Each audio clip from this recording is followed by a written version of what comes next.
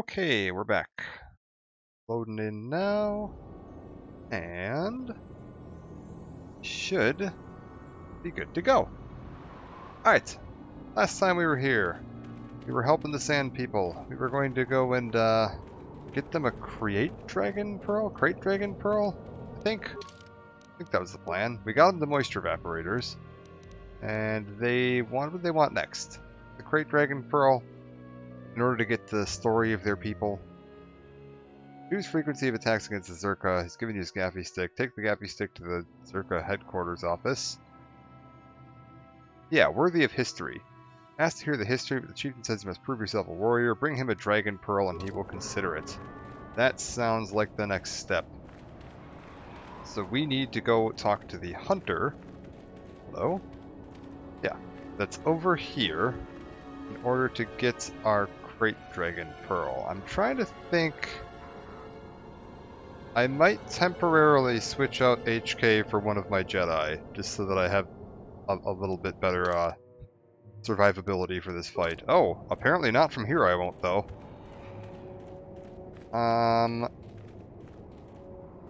Like, I don't need HK with me right now. We'll give it a shot. What's the worst that can happen? I get eaten.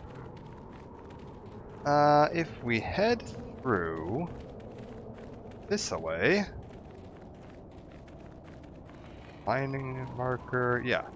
This guy here was the Twi'lek hunter we talked to, who mentioned that he was looking at hunting a dragon. I'm going to assume is this lovely fella in here. What do we got? Comad, what do you got for me? I'm tired of waiting, oh, hello. Comad. How big can this dragon of yours be? I mean, I'm going it's in. right there. You can see it. What do you mean, how big can it be?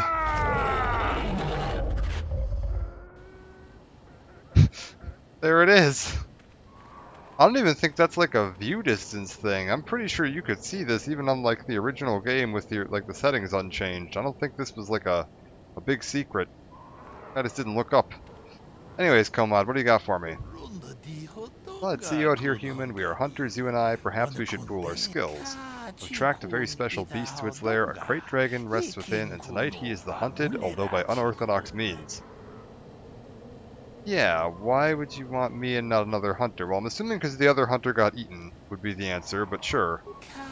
You are here, they are not. Yeah, I also don't know the size of my quarry until I was tracking him, and perhaps there are other reasons. Tried to get the help of one other, but you saw him die in the lair. He lacked experience, and more importantly, patience, and even like the tiniest bit of common sense.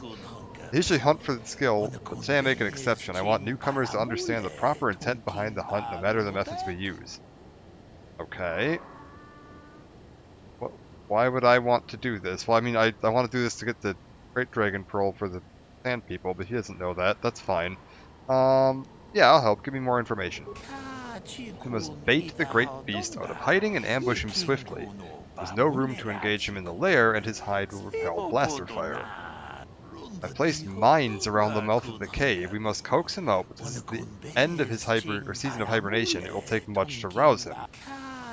The food of a beast this size is almost exclusively banthas, and foolish hunters if we're not careful. To lure him out, we must lure his food to tempt him.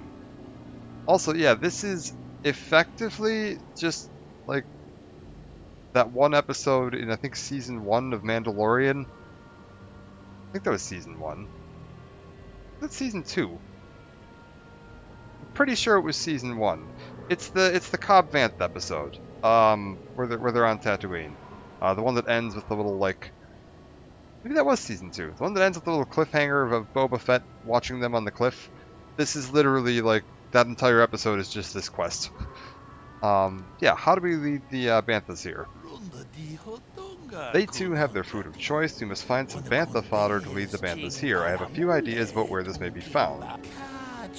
Sand People keep Bantha herds, so some of them must have fodder on hand or in their settlement. A vendor in Anchorhead also has some. He has a kiosk in the starport. If you find fodder and bait the Banthas here, the mines will deal the dragon as it emerges to its feet. Deal with the dragon. Gotcha. Not exactly a glorious hunt, but it will ensure the safety of the region. Yeah, this seems very easy. What aren't you telling me? One added threat, the Sand People regard banthas as sacred. Attempting to feed the herd in this area will likely lead to an attack. We are far from the weakened tribes around Anchorhead. The Sand People of this region are strong, fierce, and will think nothing of killing you. Be careful. Okay, they posed no real threat to me before. You likely mean the tribe that's been harassing Zerka Corp. This group is used to the deep desert. They appear to be much more dangerous. Alright, well, I have the fodder already because I bought it the minute I landed here. Good, now there's a herd that moves out in the desert. Lead them here, approach them with the fodder, and lead them here. Oh yeah, how's it going? How you doing tonight? Translation, hello. Yes! Excellent. Ooh. Ooh, that's an idea. I should look into scripting that. I was just trying to think of channel rewards, and I wonder if I could find a way to script, like a bot or something that would use HK47's method of speech. I'll have to look into that. Thank you for the idea, unintentionally, I think, but I'll see what I can do, yeah. I wish you luck against the Sand People. When you return, the dragon will fall. I wish it could be under more sporting circumstances. We must do what the circumstances call for. I'd hope for a mirror of my father's expedition, but that will have to wait. Alright. And yeah, also HK47's speech pattern there, where he, prefaces everything he says with what it is that he, what type of speech he's trying to use, is very much the inspiration for the Elcor in Mass Effect. Like, that is basically just BioWare reusing this idea. Let's go. I think we're gonna be safe to just, like, walk up and lure them. We're gonna make a save here called Like a Bantha. There we go, just in case this goes wrong. Very good. Bantha perks up as you approach, obviously attracted to the smell of the fodder you're carrying. The whole herd falls in step. So, according to the guy I was just talking to, this should be a different tribe of Sand People, and I'm going to assume that means that murdering them is not going to piss off the group that I've been working with and get me, locked out of this quest. At least that's what I'm hoping.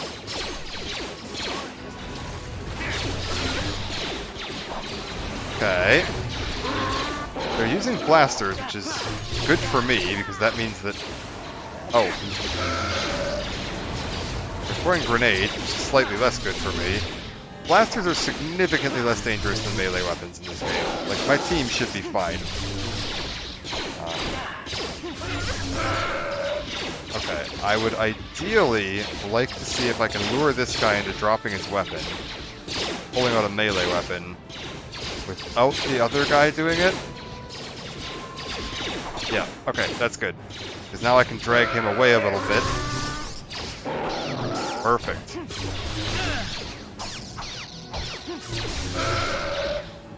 Alright.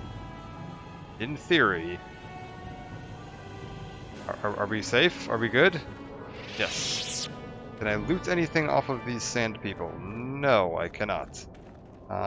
Can heal a little bit. HK managed to avoid damage, which is very nice, although he has built-in healing. I guess technically if I want anyone to take damage, I technically should have hit the HK, just because he can heal it off himself. Alright, we've lured the Bantha.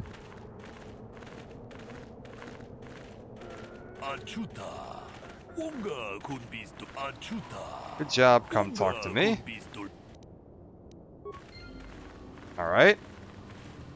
We're gonna save again here, because this can be tricky. Quickly be ready, the Banthas are in position and will soon stir our restless prey. I hope the mines do their job quickly. Yeah, don't worry, I'm ready. What is that rumbling sound? Oh boy, he's a big one. There it is.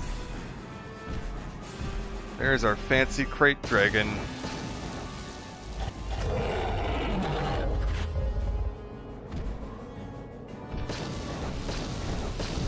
Just casually strolling through a minefield. Absolutely doesn't care. Oh. Did that work? Done, the great beast is dead. To my shame, I denied him a final fight, but I will honor his memory to make amends. Thank you for your aid, human. You've earned a share of the victory, such as it is. Huh. I kind of figured that wasn't going to work and I was going to need to, you know, like, finish him off. Like, that was going to leave him at, like, half health or something, but alright. Yeah, thanks. We did what had to be done. Regrettably so, I just hope you remember there were higher reasons for this. Don't let the spoils be your only reason to hunt. Wealth fades, the sands remain. Thank you for your help here today, human. I shall see you again, I am sure. Alright. Do I get my Great Dragon Pearl? Please? So, apparently we're cutting this open. Oh. And away it goes. We cut into such tiny pieces it can't even be seen anymore. Anyways, go check out this lair.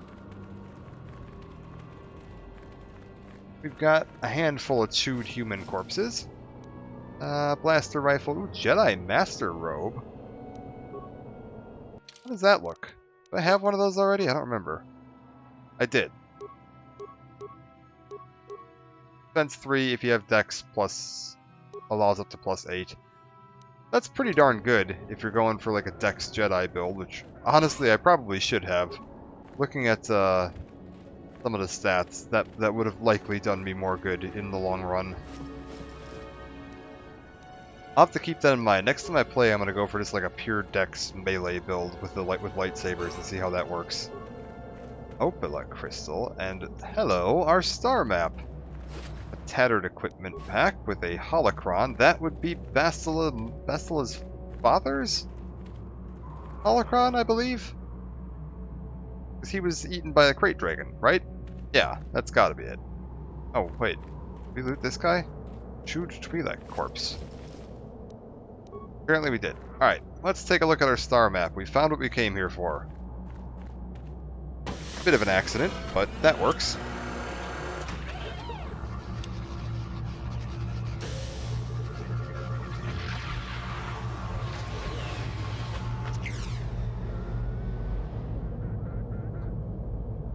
Hey, it's one of those star maps, ain't it?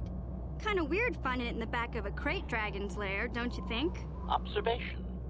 There is tremendous power emanating from the star map. I wonder if the crate dragon was drawn to this cave because of it. Possibly. The star map is a powerful dark side object. Yes, Master. I am certain you are correct. Now that we have what we came for, I do hope we will be leaving this world soon. I am growing so sick of sand in my circuits. Got it. Alright. Hey, and that got a level for these guys. HK, let's get you moving. Feats. Get your 2-weapon fighting maxed out. That'll help you out quite a bit. And mission. What can we do with you now? Computer use up. Sneak attack 7. What does that even look like? Good lord. You basically never see these feats if you're playing on your character, because you're never going to get your character this high of a level before you start picking up your Jedi class, and I don't think the Jedi class continues to gain the ranks of the unique perks after they... Because, like, if you look at me, where is it? Yeah, I'm Soldier rank 8, and I'm never going to be anything more than Soldier rank 8. So, like, you would never get to above, like, Scoundrel rank 8. So a lot of these, like, higher-end perks are effectively just locked to your companions, which is a bit of a disappointment. I wish you could adjust that. Like, when you were leveling up, you could pick which class you wanted to be leveling. Take a look here at missions sneak attack. What is that up to now? Dear Lord God. 8 to 48 points of extra damage to attacks when the target can't respond to the attacker. Extra damage is applied to attacks made from behind the target, attacks otherwise, yeah. Okay. So that's 8d6 additional damage every time she makes an attack against the stun target. That's absolutely ridiculous. Alright, What? so if we stun somebody, they're very dead.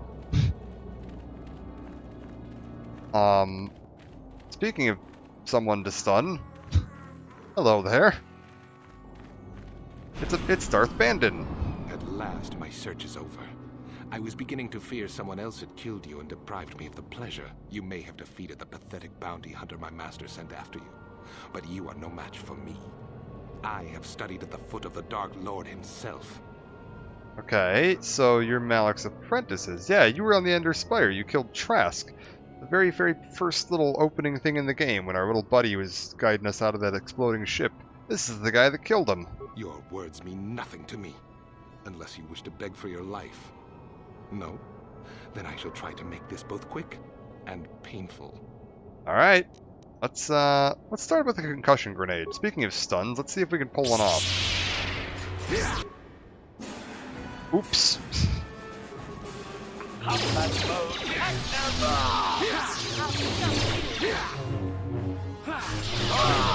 Okay, wait. The sneak attacks just work if I'm attacking them from behind. I don't remember how that works in this game. Well. I mean, they're dead. That wasn't very hard. If this is the best Malak has to send against us, I don't think I need to worry too much. Ooh, Darth Bandon's fiber armor. What is that? What do we got here? So I'm currently sitting on 12, with a bunch of 10 resistances, immunity to critical hits and mind affecting. What is Darth Bandon's armor doing? It's 5 with a +5 bonus. 25 fire resistance. Upgradable. It's okay. It's pretty good for a Dex character that's, like, not me. Matter of fact, it's possible that it's better. Oh yeah, it's way better than what Mission's wearing. Mission, you are getting an upgrade. You get to have Darth Bandon's armor. Because it's literally just the same thing you're wearing, except significantly better. What does it look like? Oh, cool. Okay. Mission gets some cool racing stripes now. Ready. Sure.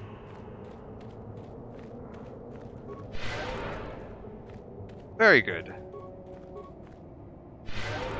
We'll head back then, because now we should be able to get the history of the Sand People too, which is really interesting. You get a bit of a backstory on them for, like, I think what was at the time, the first time you got any info on them in, like, anything Star Wars related.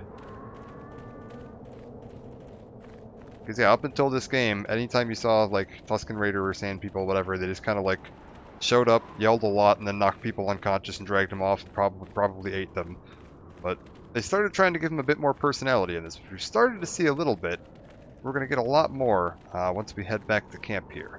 I think it's this way. I think these little, like, spikes are the level transition markers.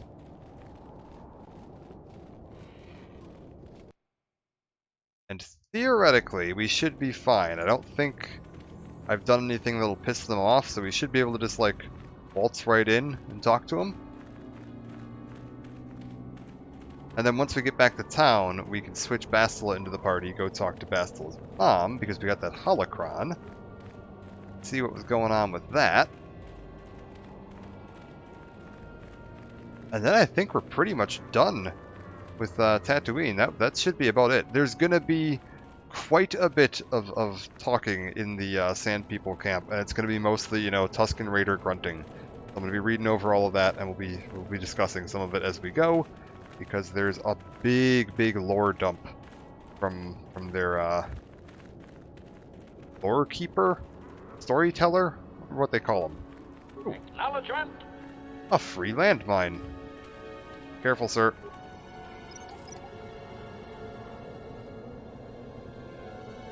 Thank you. What? Yes? Alright, I think we're good to go to just waltz right on in here. I'm assuming we actually got the Crate Dragon Pearl. Like, I think that just gets added to your inventory when you kill the thing. Let's just double check. Assuming it is going to be a round pearl-like object. Yeah, there it is. Crate Dragon Pearl.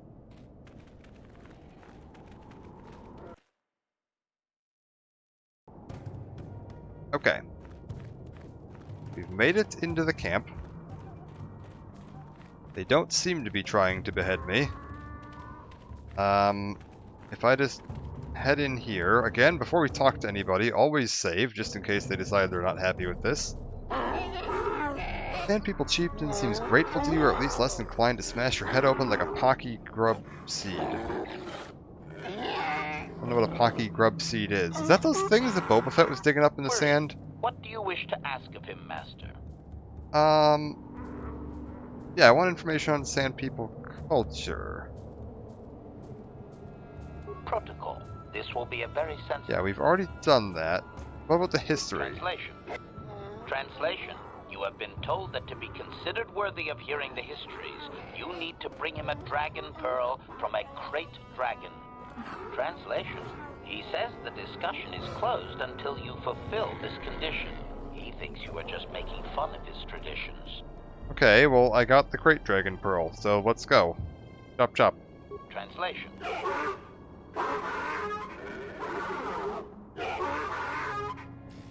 Translation.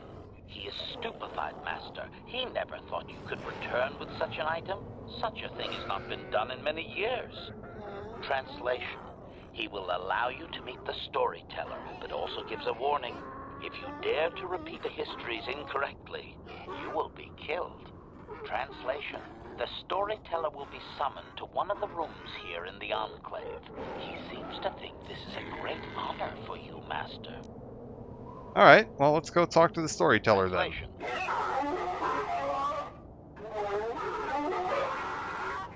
Translation. We are free to leave. Alright, let's see what we've got here. There's the storyteller. Alright, time for a big lore dump.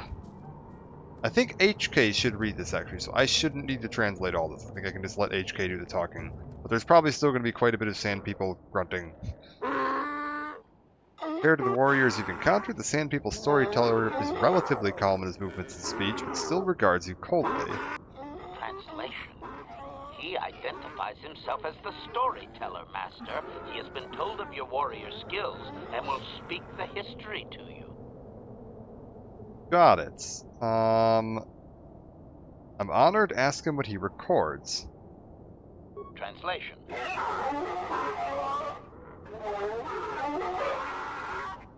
Translation. There is only one accepted history, passed orally to each successive generation. Translation. A book or datapad can be taken away, cheapening the value of what it contains. To commit it to paper or storage is to remove it from the people. Okay, so things to note here if you're playing this. They are not kidding when they say that they will kill you if you repeat this history wrong. Also, they are very touchy about their history. If you question any of it, or, like, accuse any of it of being potentially incorrect or misleading, they just kill you. The entire village goes hostile immediately. So you just kind of have to go along with it. Some of this may not make sense, some of it may be inaccurate. That's actually somewhat intentional. If you talk to HK, yeah, oral histories are often inaccurate. You can comment on the fact that this doesn't always mean, make sense. And I think that may just get you killed. So we're just going to go along with it for now, and we'll talk about it as we go. So what topics can I choose from? Translation.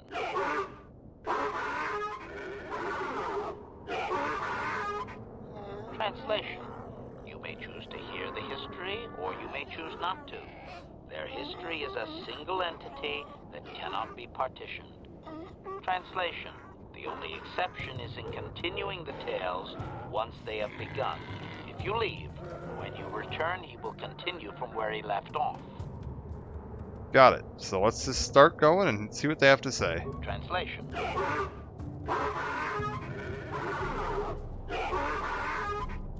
Translation. It begins with the ancient times. They were not sand people, for there was no sand.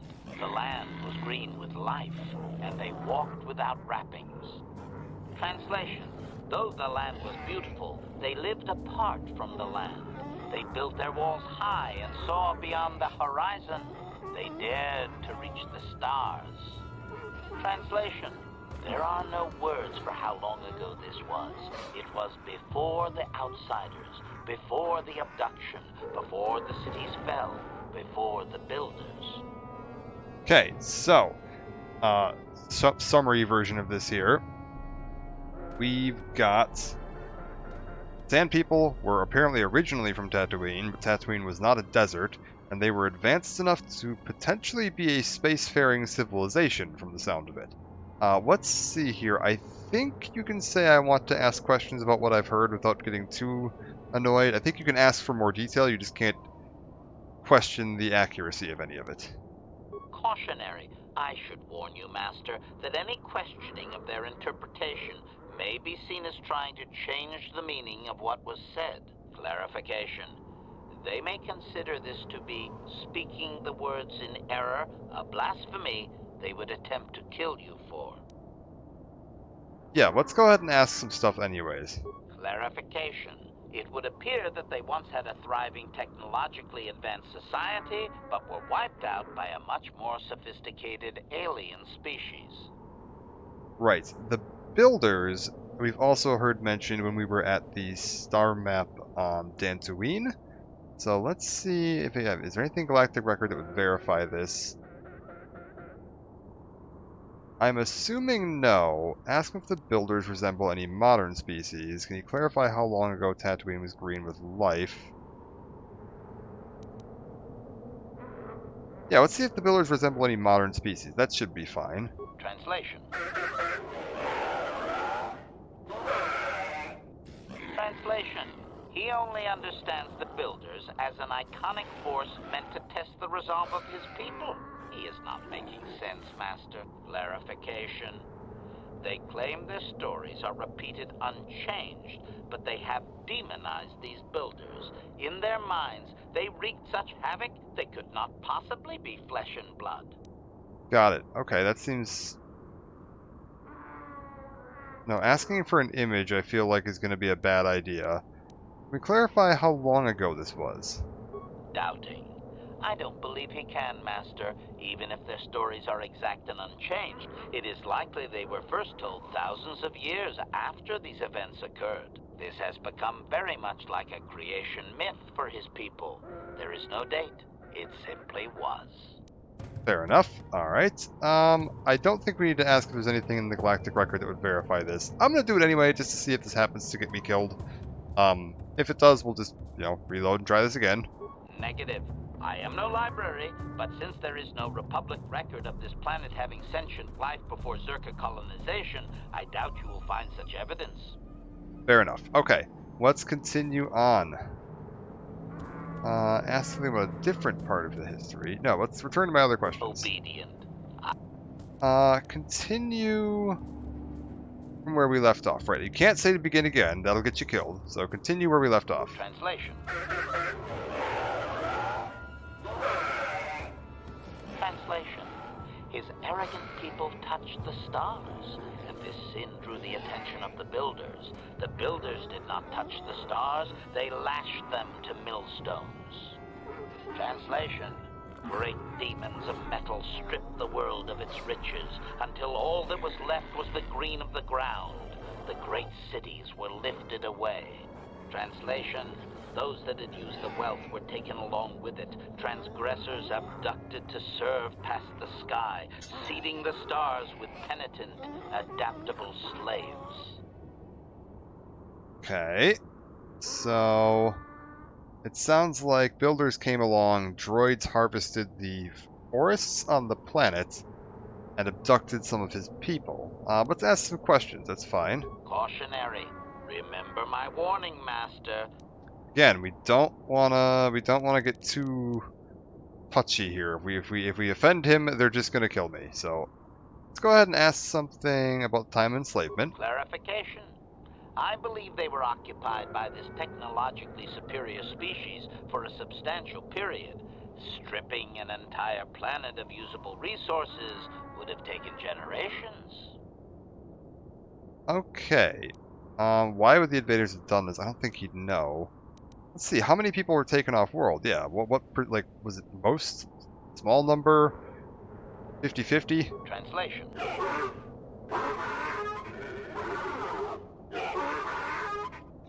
Translation.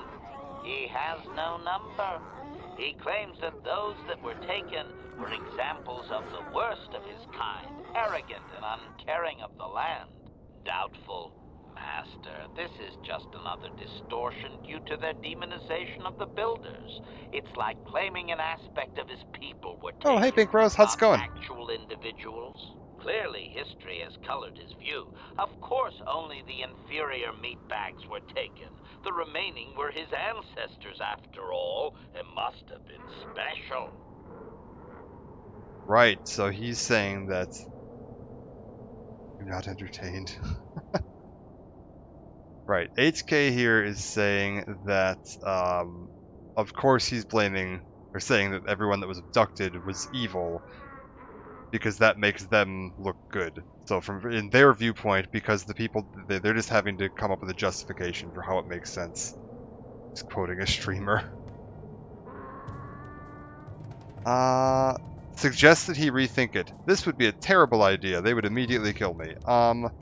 Why would the invaders have done this? Let's see if they have any ideas or thoughts on that. Obvious. The same reason Zerka Corporation is attempting it now. Expanding empires need tremendous amounts of resources. Got it. Alright, so I think we're done here. Obedient. I will ask whatever you wish, Master. Continue the history, yes. Translation. Translation. There came a time when the builders were also judged for their crimes. After generations, a plague weakened them, and the time of the Great War began. Translation. The builders faltered, and his people realized why they had been punished, so that they understood the crime, and would now strike down the greater offender. Translation. They worked chaos in the machines, so they destroyed themselves. The builders fought back, laying waste to the green that had been misused with fire from above. Translation. Soil became glass, grinding to sand, but the fight was long planned, and his people were safe. Deep in cave homes carved from valley wall, they were free.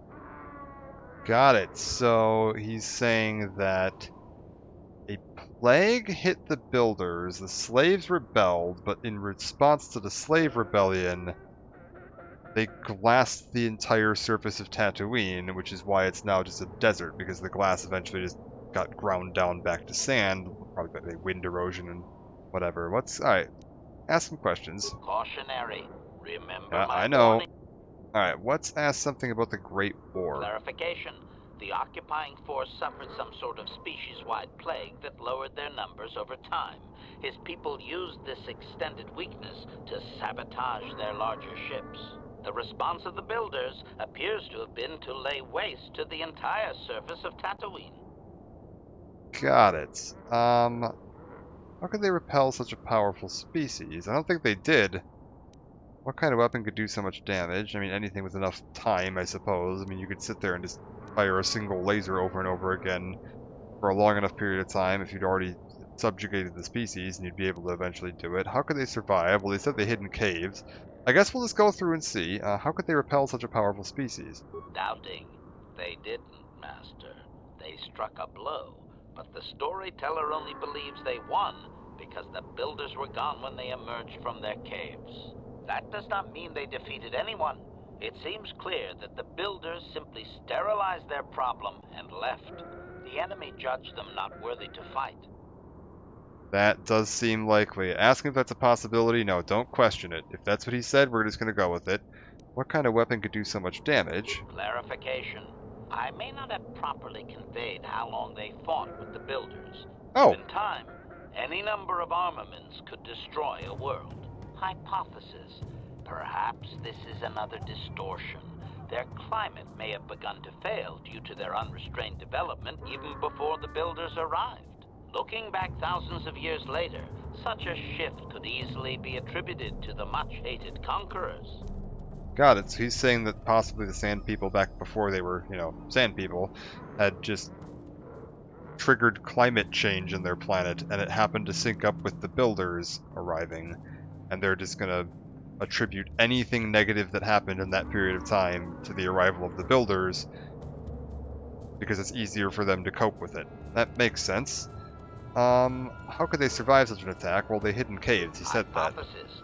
If his people were moving away from technology for a long time under the builders, they may have had extensive cave systems that could grant shelter. I would also suggest that, given the evidence of the massive shift in the nature of their society, most of them did not survive. That does seem quite likely. Alright, well, that's everything we got out of the Great War. Let's go back to my other questions. Continue from where we left off. Translation. Editing, if I may, Master. This section of his tale details several millennia of the Long Walk, their nomadic wanderings as they accept their identity in a desert world. Rather than strain my circuits on his dialect, might we just assume there was much fighting over who has the biggest bantha and move on to more recent things? Wait, can I hear that? No, I want to hear it all. Yeah. Resignation. Very well, Master. Several hours later. Translation. The tribes spread far, distant from each other, but all the Sand People and all cherished the land that remained. The sand would not be misused. Translation. Then machines fell from the stars again, outsiders like you that brazenly walked apart from the land. And greater still was the insult to come. Translation. These outsiders reminded them of their past transgression, of the time when they too walked apart from land. The outsiders, your kind, looked like their ancient abducted. Translation. So it is to the current sons that the Sand People hate all outsiders and give them no footing. You come again, time after time, adaptable slaves to the machine. Got it. So they seem to think that we are the descendants of the people that were abducted by the builders, and because they attribute that the builders only abducted people that were evil and the worst among them, we are the descendants of the worst among them, and that also we were adaptable slaves to the machines of the builders, because they view all technology as just associated with the builders and the evil of the builders. So the fact that we use starships and such makes us seem evil to them. That adds up. It also seems to be implying that Sand People are the ancestors of humanity, according to this timeline, but I don't think that really stuck in any of the other timelines. Yeah, let's ask some questions. Cautionary. Remember my Yeah, ask about the Long Walk. impatience. Master, I refuse to inconvenience you with this. He spouted names of petty tribal fights in deserts so distant they might as well be across the galaxy. Really, Master, I'm sure it's important to him, but it has nothing of value that you could ever put to use. We'll have to discuss this impudence, HK. Agreement. Of course, Master. Just no more of their inane wandering. Well, hello, Thomas. Thank you for the raid. Party of 9, too. Phenomenal. Thank you. Welcome, everyone. And many Moogles to you as well. How are you? We just finished learning about the history of the Sand People, and that apparently they may be the ancient ancestors of humans, according to them, because their people were all abducted, and when they met humans many, many years later, we remind them of the people that were abducted. So apparently that's the theory of KOTOR. Let's return to the questions. I will ask whatever you wish, Master. Continue the history, yes. Translation. Translation. The tribes spread far, distant from each other, but all the Sand People and all cherished the land. It is going well. How was your stream? Were you just streaming now? Yeah, you must have been. So, actually, let me test something here, too. Then machines fell from the stars again. Outsiders like you that brazenly walked apart from the land. And greater still was the insult to come. Translation. Oh, These we'll let HK outsiders finish here reminded them first. of their past transgression, of the time when they too walked apart from land. The outsiders, your kind, looked like their ancient abducted. Translation? Yeah, So we caught that, HK. Alright. I haven't tested how shouting people out in chat works, so I'm gonna see if I can just... Oh. I guess that technically works. Welcome to my Knights of the Old Republic stream. If I just use...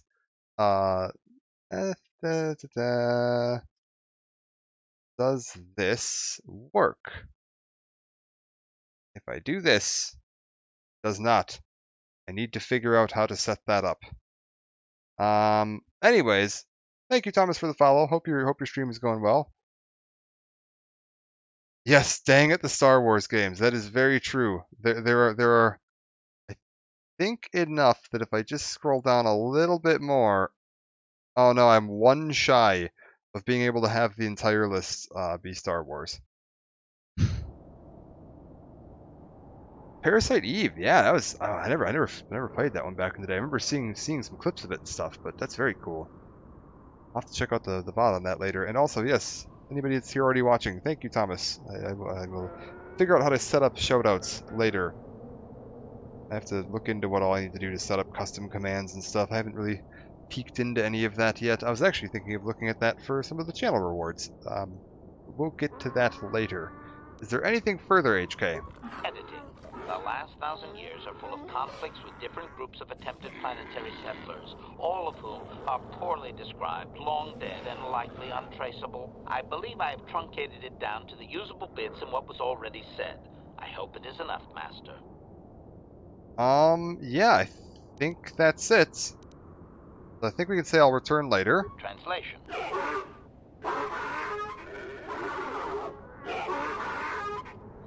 Translation. We are free to leave. Okay. Is there still a mission called... We're having to do with the history. Sand People, Chieftain, yes, that's fine. What's fair trade? Ah, right, we've freed the Jawas, we can go take a look at that. Mission's brother is in the Zerka supply shop. I think that's it. I think we've gotten the entire history of the Sand People unlocked there. And we managed to do this entire quest chain without causing the Sand People to go hostile, which is extremely difficult to do, mostly because of how glitchy it is. If we can walk out of here and not get shot, I'm going to be amazed.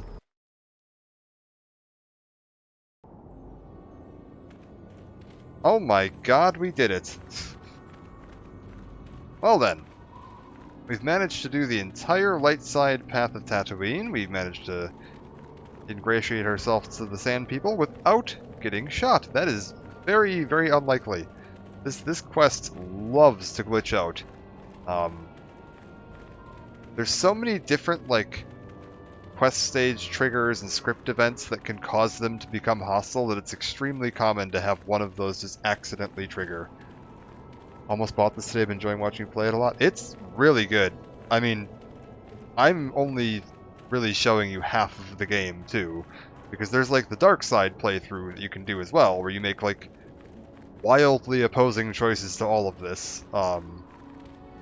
You can do the planets in different orders. There's all the different builds, there's different classes. This is a game that has an absolute ridiculous amount of replay value. And I've played this game, I don't know, 8-9 times at least, and I'm still bumping into stuff that I haven't seen or had forgotten about, even in this playthrough. It's really phenomenal. And, in my opinion, KOTOR 2 is the better game.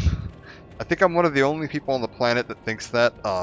Even without the restored content mod, I've always been more of a fan of KOTOR 2. I just think there's some stuff it does that really stands out above this game. We'll get to that when we're playing KOTOR 2. But, yeah, both of these are just phenomenal.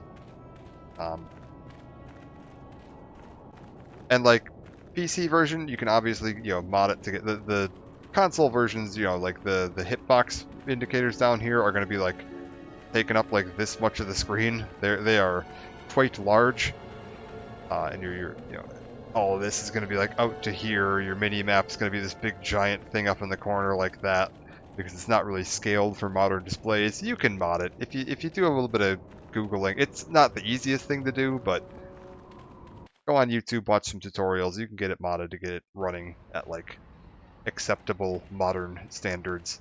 Let's take a... Okay, Isis, I've rescued your people. What have you got for me? You of your kind. Isis of Jawa, thank you for what is done. Mine have returned because of you. As it was agreed, as Isis hoped it was, I have things to give you. Take and be welcome. That will be fine. Yeah, sure. That will be fine. Good luck. You're a good friend of the Jawa. We will remember you when your kind are gone. If you need any more of anything. Ask if you need more of anything. I have no idea what he just gave me. Because the items list in this game is absolutely abysmal trying to sort through. Maybe one of these times I'm playing I should actually make use of the chest on my ship where you can just store all this stuff. Bantha fodder, parts, an Enviro suit, holocron, a map. Tack gland. I mean, like, good lord. Can I just use my... Okay, I can use my... If I just go through with my arrow keys real quick and just go like this, and then exit out and come back in, will that clear this all out and I won't have to see it again? Your inventory is giving me anxiety. This isn't even all of it. I have it currently filtered to only show, like, new items. If I just hit show all items, like...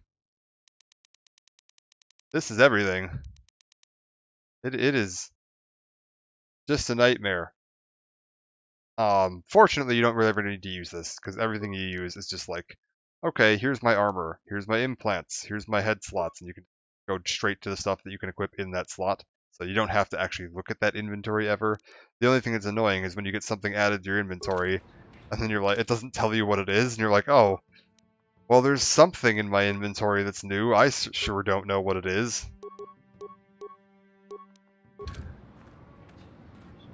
Anyways, our Jawa friend there gave us something. I'm sure it was lovely. Does it say maybe if I go into the quest? I view the quests. Show completed quests? Oh god. Fair trade. Grateful? Nope, it doesn't say. Show active quests. Alright, that's fine. We need Bastila back in the party. We're gonna temporarily switch HK out for Bastila. Yes? Go ahead and get her leveled up. You can go there. You are getting that feat there. Powers, oh, there we go. Master Speed, that's gonna be really useful. Okay, Bastila's about to be real good in combat now. Yes? That Master Speed gives her, what is it, like 2 or 3 extra attacks per round? I mean, it's super, super powerful. In addition to having, if you like Master Speed, dual wield, and then use a flurry, I think you get 5 attacks per round. It's nuts.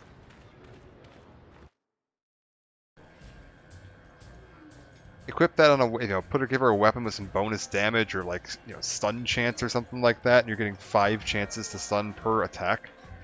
Alright, Helena, we got your holocron from your dead husband. Back already? Have you even looked for the holocron yet? I have the holocron, Mother. I'm just not sure I want to give it to you. And why not? Would you deny me even that? I've never denied you anything, Mother. You may think I don't remember what it was like before I left for the Order, but I do. You were the one who pushed Father to go on one treasure hunt after the other. You loved living in wealth. You think I don't remember the fights? You were eager to send me to the Jedi even though I didn't want to go. You took Father away from me. And now this holocron is all I have of him. Fool girl. You have a strange way of remembering things. That wasn't... No, I don't wish to argue with you anymore, Mother. It's time we parted ways now, for both our benefit. Okay. Yeah, maybe you should listen to her, Bastila, at least once. You don't know her. My mother is notoriously deceptive when she wants something. Why should she have the holocron?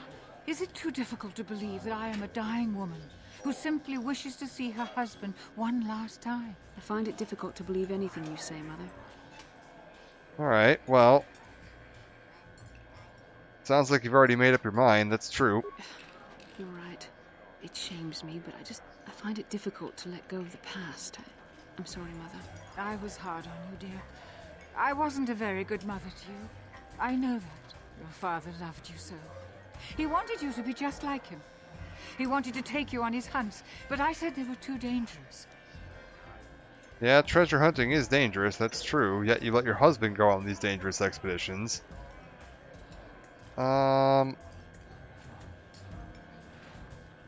Yeah, let's see what she has to say about that. I always tried to keep him from the dangerous ones, but he would have none of it. It was a reckless life we led. Always moving. I didn't want that for you. So that's why you gave me to the Order? What do your father and I have to show for all those years of hunting? Nothing. That was no life for anyone. Especially not someone as gifted as you, your father. He spent all his last years trying to pay for my treatments. That's why he went for the pearls. I begged him not to, but... Your treatments? I'm dying, Bastila. I did not lie about that. It's been a long time in the coming, and there's really nothing that can be done anymore. I told your father to let me go, but you know how he was. Stubborn, like you. I'm so sorry, Mother. I don't know what to say. Keep the holocron, Bastila. It would do me good to know you have it. This talking to you. This is what I really needed before I know. Thank you. I'm glad we talked too. Well, now, you said you had important business, and you were never one to mince words. You there. You take care of my daughter, you hear me? Okay, I will do my best. That's good. I'll feel a lot better knowing there's someone to watch her. Where are you going to go? It doesn't matter, dear. Don't you worry about me. Here, take these 500 credits. It's all I have. Go to Coruscant and find a doctor. Take these I'll meet you 500 there credits, it's all I have. What I'm I have to standing do. next to her with I like already told you, there's $22,000 on me. Please take it. I want to see you again when we can talk. All right, I will.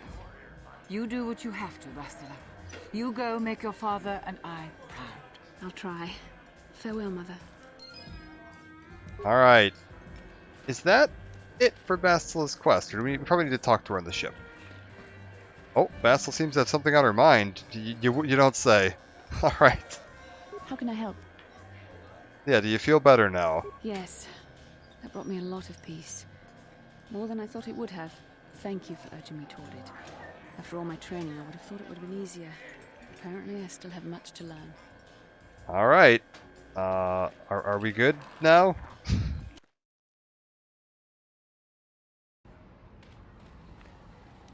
Do I still have a quest? Does Bastila? She does.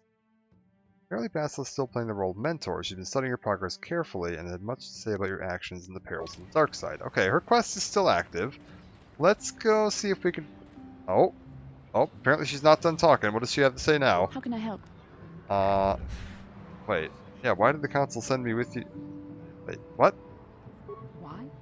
I could not accomplish this on my own. I need the aid of others, especially one who is strong in the Force. The bond between us I made thought you a we'd already natural asked choice. about this. Besides, the events in Taris proved that the Force wanted to bring us together for this mission. And there is little left to chance when the Force is involved. Is that not enough for you? Not entirely certain why I was stopped to have this conversation. I thought we'd already done this. It seems odd they would send me off without a master to guide me. I admit, there were times that I wondered if this is more than just a mission to stop Malak. There were times when I wondered if this was also a way for the Council to test my own abilities. I get the feeling there's more going on than I know. I wondered if the Council wanted to see how I would help and guide you on our quest. I wondered if they were testing me to see if I was ready to become a Jedi Master myself. And then I realized how foolish such thoughts were. As the Council explained, sending a Master in our group would only have drawn unwanted attention from the Sith. The fate of the galaxy is at stake. The Council would not risk it merely to test me. They calculated the risks, and in the end chose the only option available. Yeah, that seems to make sense. You must learn to trust in the wisdom of the Council. Your destiny will come when its appointed time. You mustn't be so impatient. Yeah. Me, you're the one that thought it was another big audition for masterhood. Yeah. Yeah, we'll just agree with her. That's fine. You're right. I suppose we should get back to the mission now. Come on, come. Let's move on. There's much to be done. I'm not trying to argue with Bastila right now, although I have a feeling, based on the fact that she stopped me once every 5 seconds here, I'm about to argue with her some more as we continue down this street. Are we good? Okay, maybe we're good. Actually, wait, what does that quest actually say here? Based on her answer, Bastila either has blind faith in the council or simply prefers to avoid the question. Okay. Let's go check in at the Zerka office. First up, I have like a whole pile of gaffy Greetings sticks. again from the offices of Zerka Corporation. Yeah, I've got a whole bunch of gaffy sticks. I see that, but do you have the all-important Chieftain's Gaffy? That was what you agreed to get for us.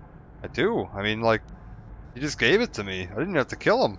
Well, that is a very big headache that you've removed. I haven't I'm removed sure it. there are still sand people out there, but they'll be quieter now. I think I'll give you a bonus for this. You've more than lived up to your side of the bargain. Zerka Corporation thanks you. Oh, okay. I mean,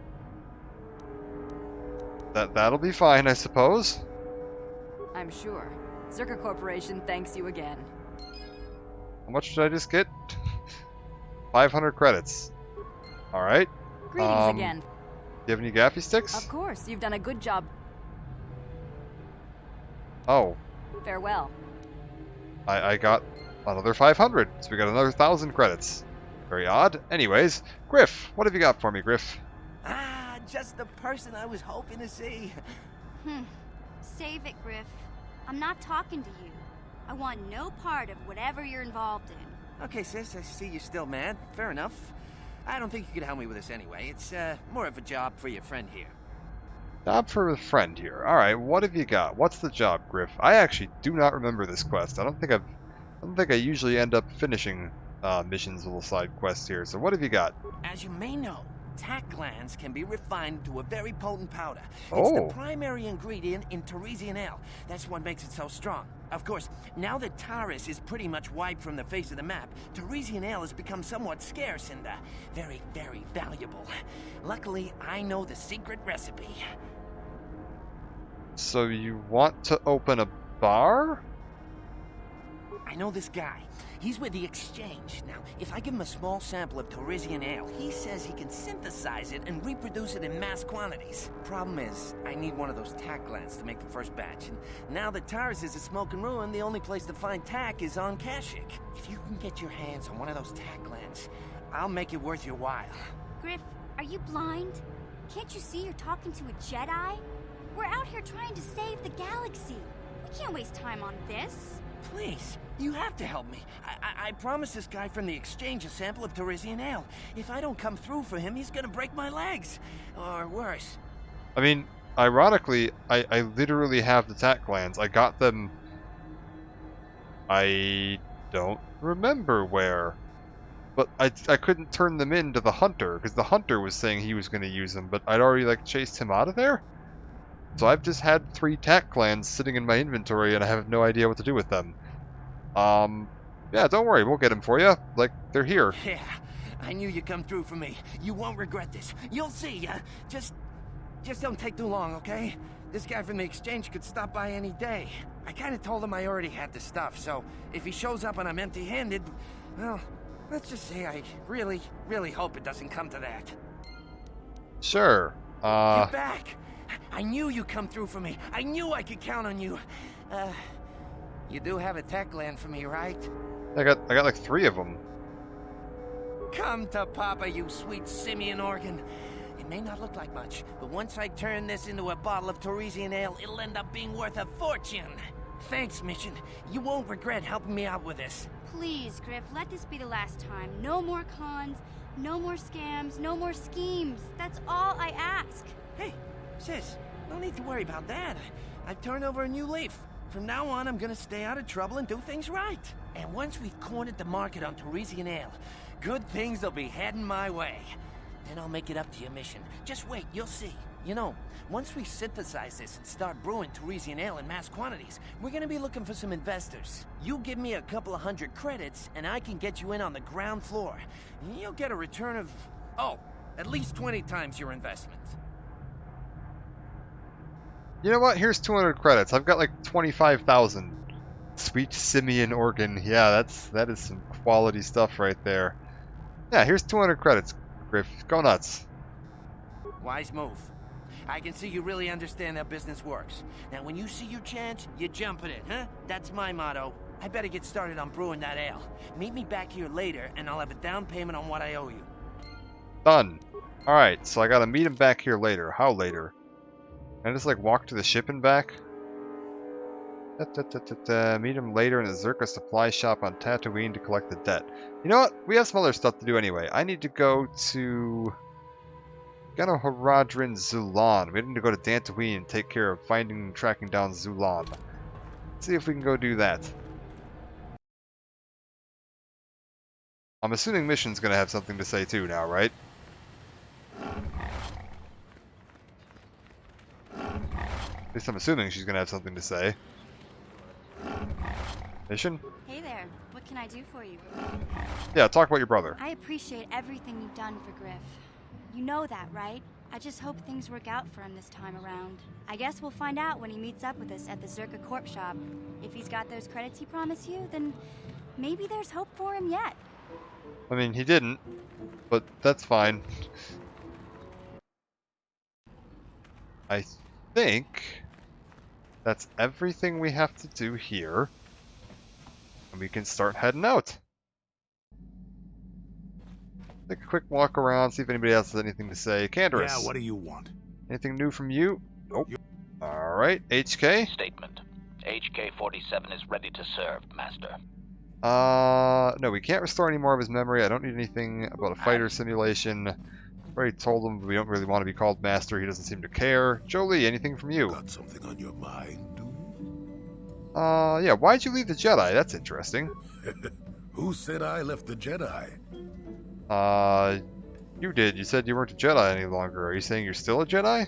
Well, technically I was only a Padawan. Not that that makes a difference to most, but as for the Order itself, no, I never left it. It left me. What do you mean by that? You know what I hate? Well, lots of things really, but I'm old and easily annoyed, but that's besides the point. What I really hate are how most people view the Jedi. Everyone thinks that the Jedi are perfect, that they can do no wrong. They think the Jedi Council is completely incapable of injustice. I mean, you disagree? Damn right I disagree. The Jedi are just as capable of injustice as anyone else. They may try harder, sure, but sometimes they get it wrong. And I'm not even talking about how some of us fall to the dark side. No, that's plenty indication of our fallibility, but it's something else entirely. No, I'm talking about how more than often not, your average robe-wearing Jedi can try to do the right thing and still be completely wrong. Okay, so yeah, the Jedi can make mistakes. That seems reasonable. So the Jedi wronged you in some way, I take it. What do you mean? I suppose I'm not being very clear, am I? Come to think of it, I don't have to be clear. Someone my age is entitled to ramble, damn it. But for your sake, I'll try to explain. I'll tell you a little tale about a Jedi Master I once knew. Hortath, I think. Or was it Hortoff? I can never get it straight. Okay, I'll listen. Where was I then? Oh yes, Master Hortath. He was a kindly old Jedi who meant well, but the most nearsighted thing in the Corps, I swear. He would walk into walls, knock over tables, mistake apprentices for rancor beasts, that sort of thing. And he was too proud to submit to proper treatment. Some used to counsel him in the urge to use the Force, Master Hortath. Allow the Force to see for you. But he refused to believe that his eyes were failing. He simply squinted more and more as the years went on. The other Jedi resignedly passing it off as the amusing quirk of a compassionate old man. Okay, so what happened? So, one day a young Padawan meets Master Hortath in the courtyard and, not knowing of his blindness, asks him for directions to the council. Quite sure of himself, Hortath gave the lad directions, which happened to lead back outside and away from the Enclave. The Padawan is confused, naturally, and he asks if Master Hortath is sure, and of course Master Hortath says that he is. The Padawan suggests that perhaps he should ask someone else, but the proud Hortath now feels insulted. He tells the Padawan to take the route he prescribed and no other. Rather dejectedly, the Padawan did as he was told, and so ended up leaving the Jedi Order forever. It was decided that the boy's fate was to leave the Order anyway, though whether that was out of respect for Hordath or because the boy went on to something else, well, we'll never know. Okay. So you knew this Master Hordath or the Padawan? No, both of them were from before my time. Well before the Sith Wars, even. Okay, I don't understand. The tale is about blindness, and I thought the point was clear. At any rate, you think about it. You're the one who asked why the Jedi left me, remember? Now let's get going. My feet are itching for a good run. Okay, Jolee, do you have anything else to say? Something on your... Apparently not. Oh. Alright, let's see. Juhani, anything from you? How may I be of assistance to you, Padawan? Wondering if we could talk? Apparently no. Mission! Do the rounds and make sure everybody's doing okay. Hey there. What can I do?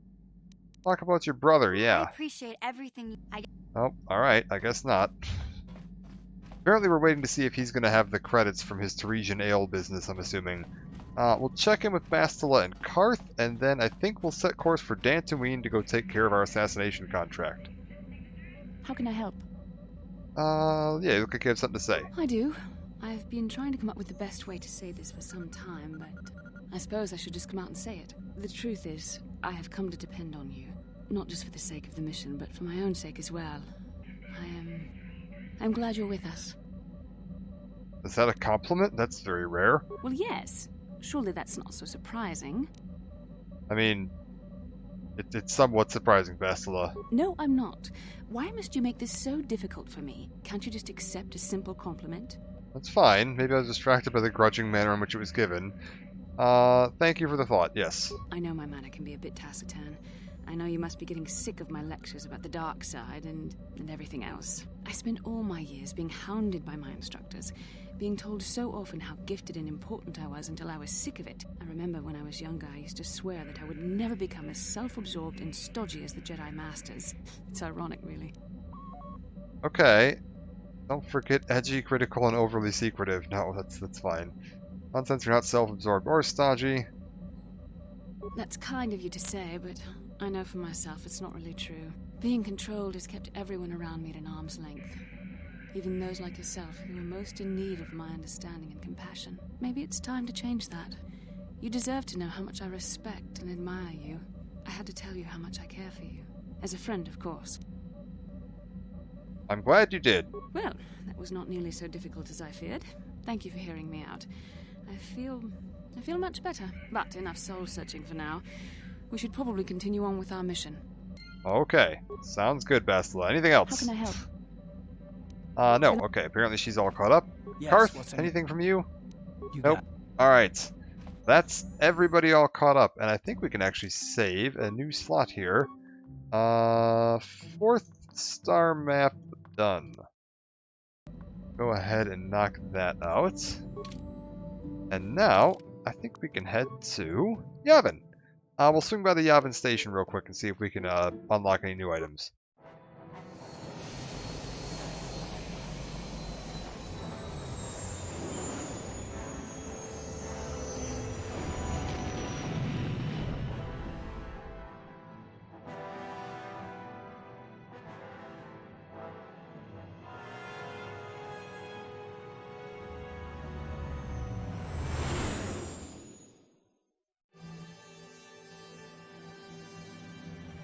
Alright, looks like we get the quiet music, so it should just be straight to hyperspace.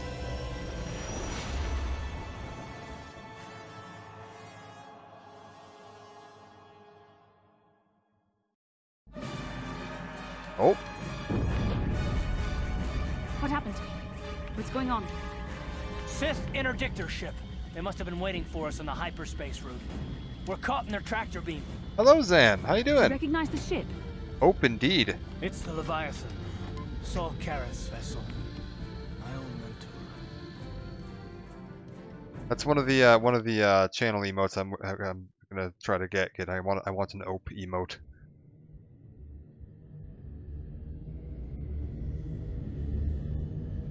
Doing well. We've been caught by Malik.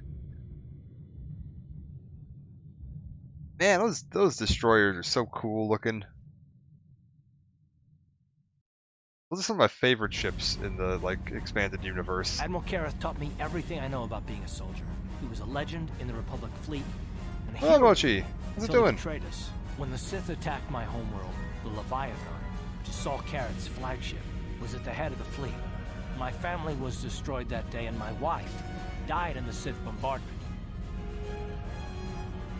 Okay. Family was destroyed and wife died. That's true. This could be don't let your lust for revenge cloud your judgment, Carth. I'm not gonna do anything stupid. I mean, I won't throw our lives away in some mad quest for vengeance, but if I get a chance to kill Saul during our escape, nobody better get in my way. Talk of an escape is somewhat premature, don't you think? We don't even have a plan to get out of this mess yet. I'll admit, it won't be easy. Saul's no fool, and he won't underestimate us either. You can count on plenty of guards watching every move we make. Maybe Admiral Kareth doesn't know how many of us there are on board. We all have special talents. Talents we could exploit so that one of us could stage a rescue. We just have to figure out who has the best chance to avoid capture so they can come and rescue us later. It's a long shot, but it's our only hope. Everyone's doing good. That's excellent. Glad to hear. And we need to figure out who we are going to leave behind to intentionally get captured so that they can rescue the rest of us. Don't worry, I can get away from the Admiral Kareth's guards. We could try to do this ourselves. I feel like, yeah, Kareth's going to be watching the three of us very closely. It's going to need to be one of the others. Well, if we're gonna pick someone to save our skins, we better do it quick. In another minute, we're gonna have Sith troops marching up our loading ramp. Which one, Carth or Bastila? I don't know which one you mean, Sam. They're both a little on the obnoxious side. Chivalry 2 on Steam finally. Yeah, that's true. I saw that. I haven't played much of that, but I played a bit of Chivalry 1 back in the day, and man, they were really fun.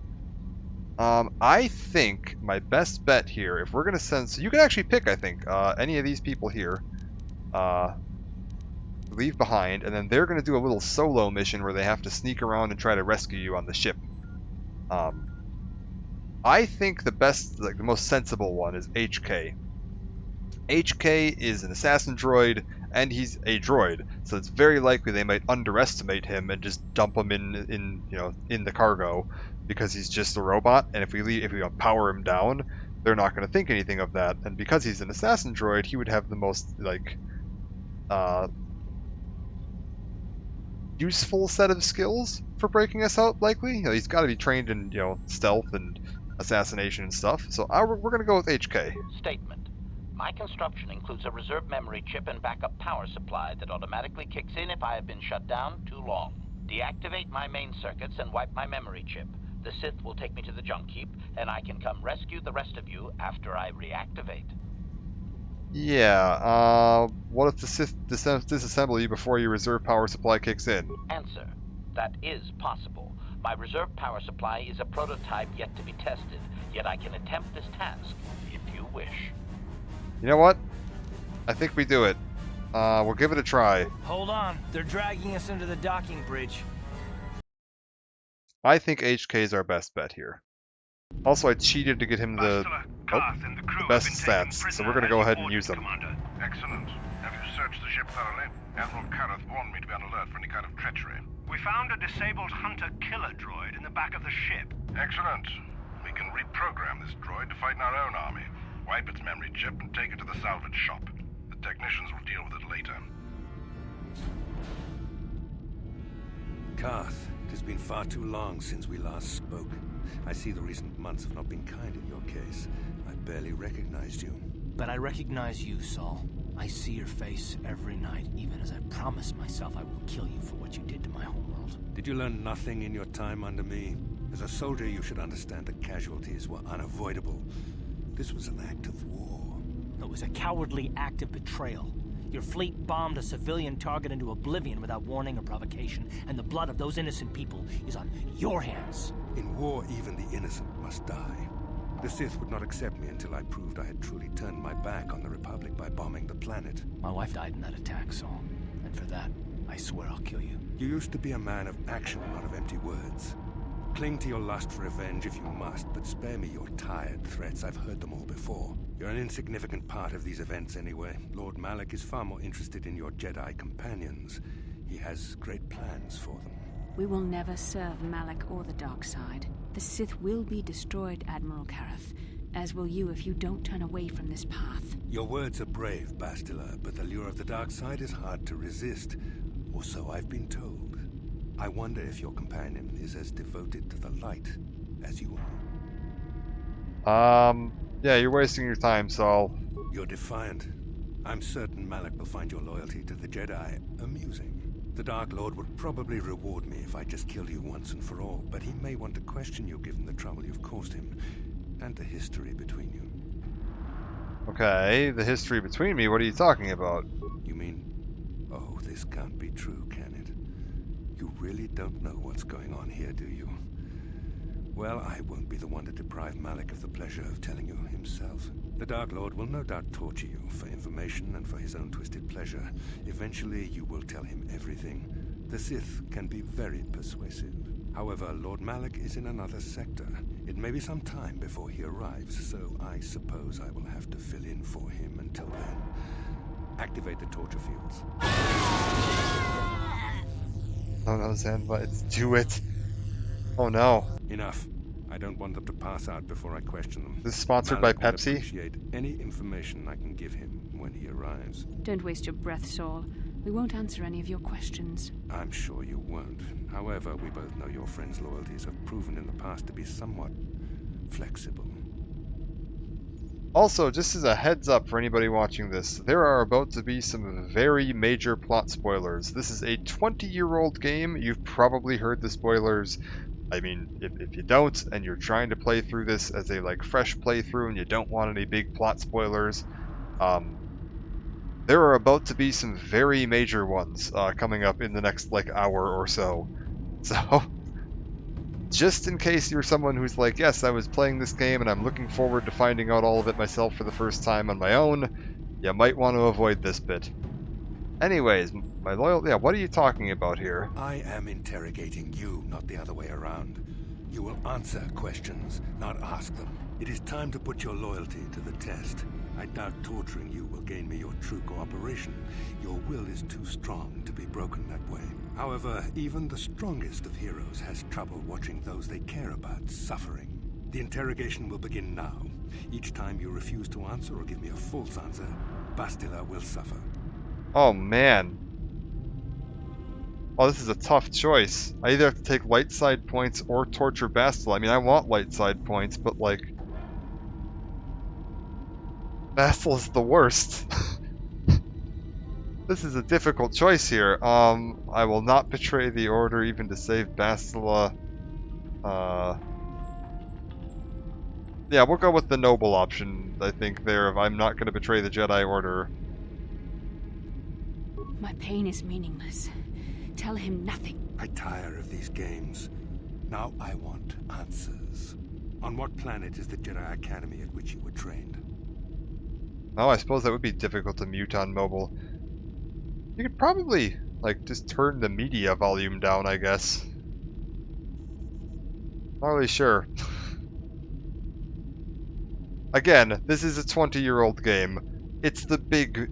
If you know, the big spoiler for this game, this is it. The big plot twist. We're coming up on that. I don't want to give it away for anybody that hasn't seen it, but if you know what the big plot twist is in this game, this is where it happens. What planet is the Jedi Academy at which you were trained? Trained? I wasn't trained at all. I don't know what you're talking about here. Yeah. We could persuade, lie. We could do the reverse. So it is actually on Dantooine, but we could tell him it's on Alderaan in the reverse of Leia's 20 years old for that mouth movement is chef's kiss. I mean, yeah, this game, honestly, graphically, for when it came out, this was, what, 2003? 2? Something like that? Really good. Like, this holds up surprisingly well. Like, it's obviously a bit dated, a bit, you know, a bit blocky looking, but like, overall, it's not bad. I do have, like, the resolution running at a higher resolution than it originally launched at. Forget, though, why it's relevant and where you're trained, to be honest. It doesn't really matter where you're trained. Malik's trying to find the Jedi Academy, which is a little weird, because we know that both Revan and Malik together were trained at the Jedi Academy on Dantooine. So, he would know where it is. Like, Malik was trained there. He'd know that. But that's fine. We'll just pretend I have no idea what he's talking about. Very well. This is the price of your resistance. Enough! You see what happens when you try to defy me. This first question was a test. Obviously, Malik knew the Academy was on Dantooine, and it has since been destroyed by our fleet. Dantooine is an empty graveyard now. Nothing is there but a smoking ruin and the charred remains of your former masters. Oh. Well, that's unfortunate. I needed to go to Dantooine for a mission. Well, I guess technically I needed to go to Dantooine for a mission to kill somebody. So if they've just blown up the planet, maybe he's done my mission for me? Like, I had an assassination contract on Dantooine. Well, thank you, Malik. You're lying, it isn't true. It doesn't matter whether you believe me or not. The fact remains that the Jedi on Dantooine have been eradicated, along with any hope of someone coming to rescue you. Now, tell me your mission. How were the Jedi planning on using you to stop Lord Malik and our Sith Armada? Man, this guy's really bad at this, like... First off, he threatens to torture the planet that the person in my party that I like the least, as his, like, threat. Like, either speak or I'm gonna torture Bastila isn't a threat. And then he's like, oh, I've blown up Dantooine, wahaha, and I've killed everyone there. And I was like, well, yeah, I had a mission to do that. You saved me some time, man. Just the Jedi, but not the whole planet? Yeah, I guess we'll find out. Well, I'm gonna check it afterwards. I actually don't know what happens. I don't remember what happens with that. Okay. How are the Jedi planning on using me to stop Lord Malik and our Sith Armada? They didn't tell me, actually. They just kind of sent me out here and told me to look into it, so... We're searching for the Star Forge. I guess that's true. But I'm not gonna lie. I'm not betraying the Jedi. No, I won't do it. Perhaps you need a reminder of the consequences Error of 404, planet not found. Right. No! Vane! Listen, can you not hear her suffering? You can spare her further pain by simply answering my questions. Now I will ask again, on what mission did the Jedi Council send you? Accomplishes nothing, Saul will never betray the Republic. Perhaps another lesson is in order. No! No! I beg you, no! Mercy! No! I am surprised she did not pass out sooner. Rarely have I seen someone withstand such punishment and remain conscious. I see I am wasting my time here. When Malik arrives, you will learn my interrogation. Saul, maybe you should ask her some questions. She seems about ready to crack. I will leave you here in your cell with a small taste of the horrors you will suffer when Lord Malik arrives.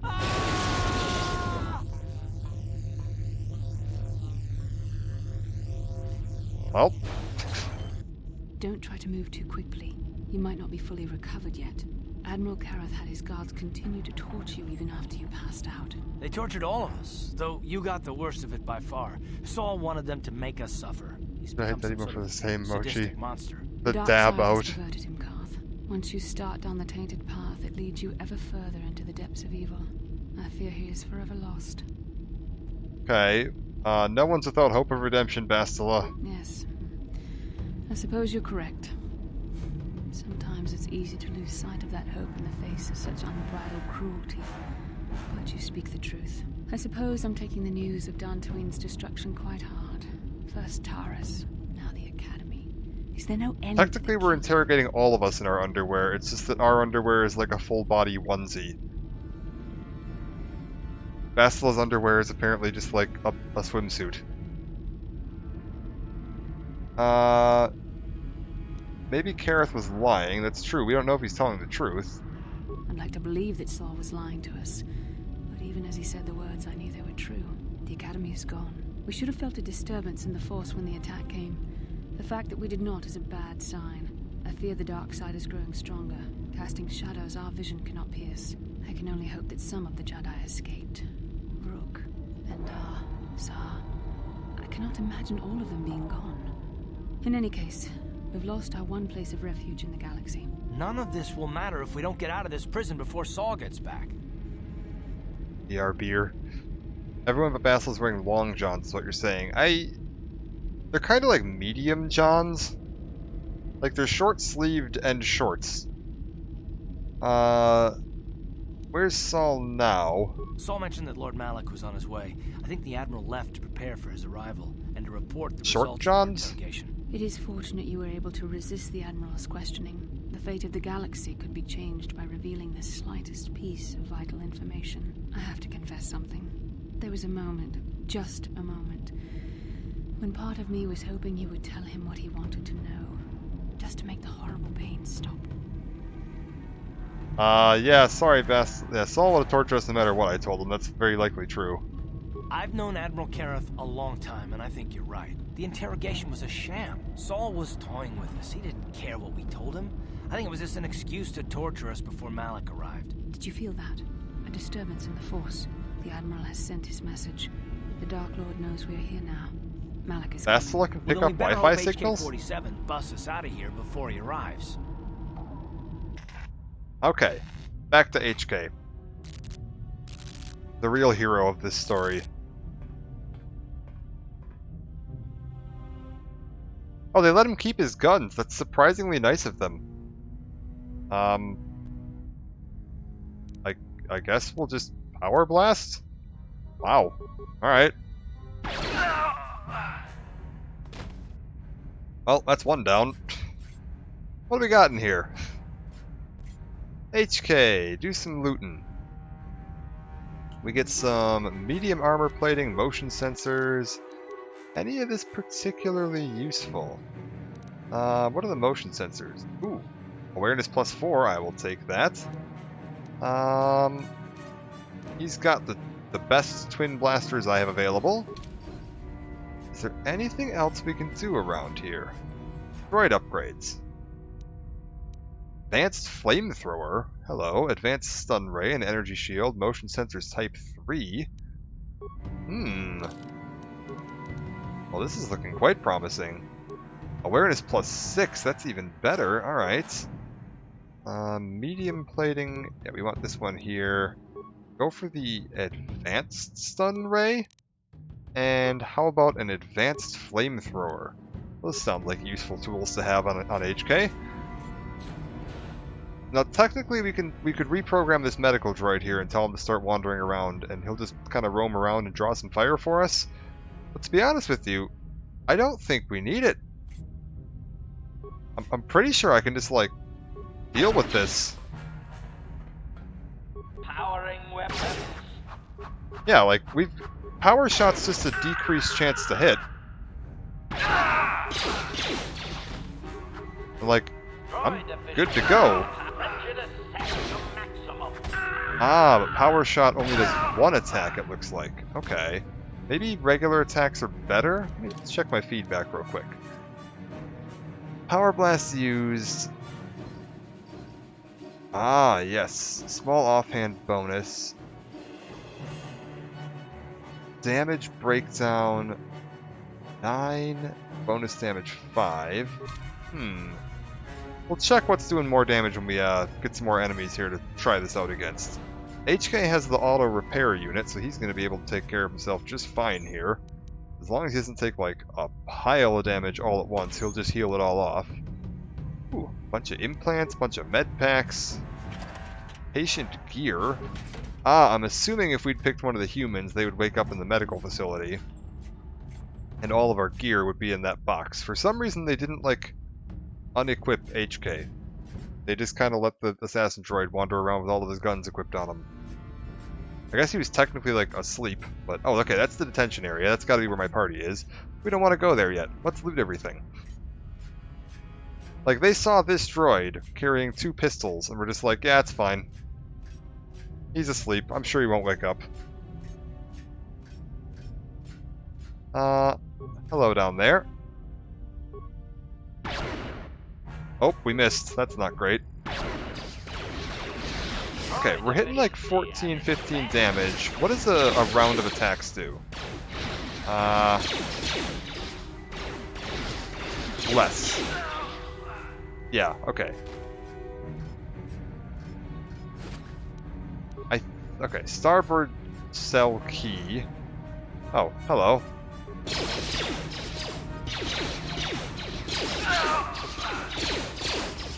Actually, no, maybe it's doing about the same. Yeah, I think that's doing about the same. Alright, we'll just keep using regular attacks for now then. Rig terminal. Storage container. I don't think HK is, like, terribly good. Computer use is at 8. I mean, that's actually not terrible. What can he do? Slice the computer. How many spikes do I have? Not that many. I don't want to waste them. We'll do this without hacking.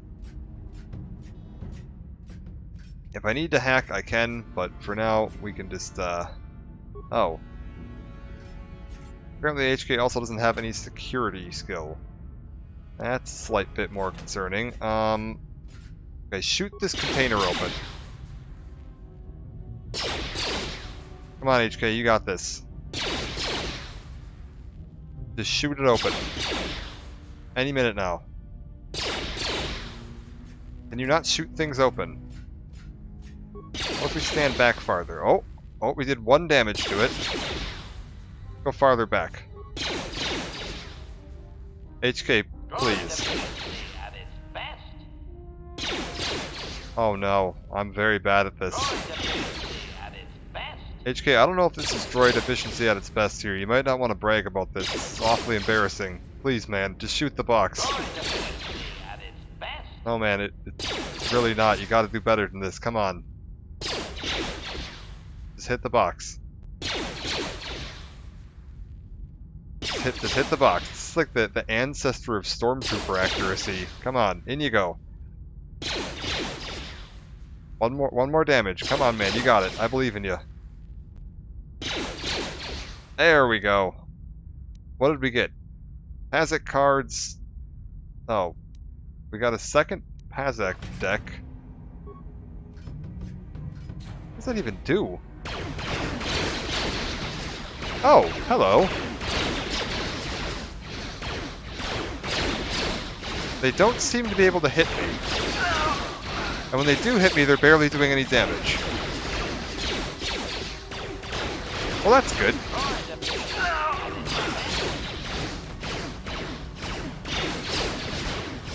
So we should just be able to eventually cut through them. I do have, like, the flamethrower and stuff I can use, too, if it gets, like, particularly bad in here. For now, I'm pretty reliably hitting about 15 damage a round.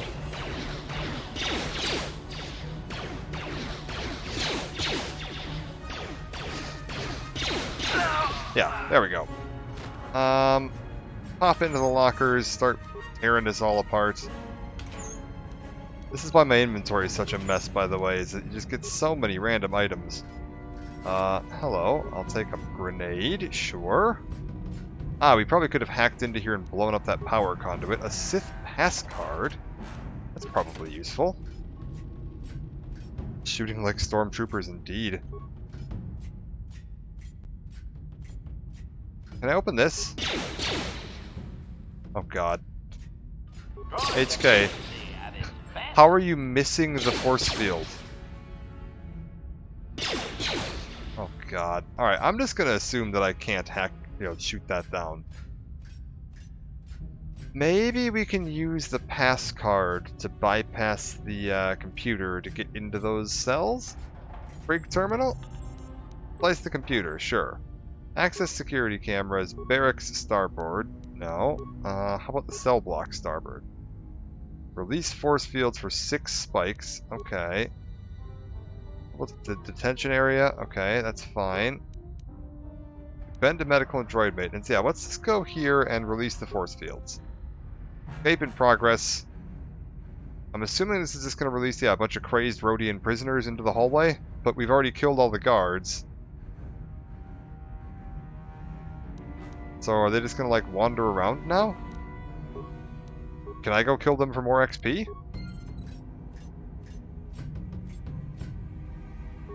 Apparently I can!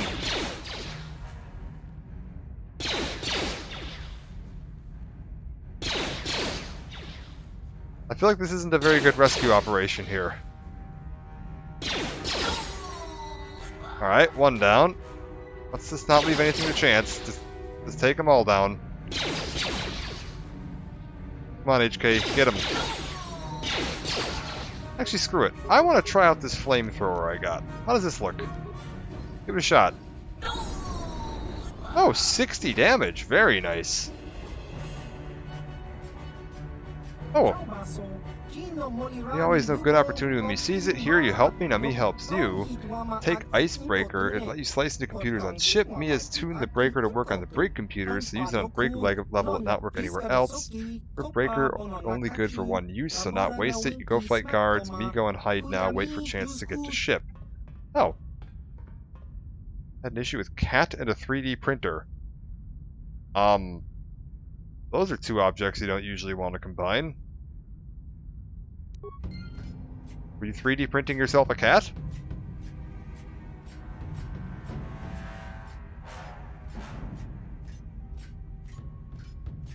Is the cat okay? Well, okay, so no.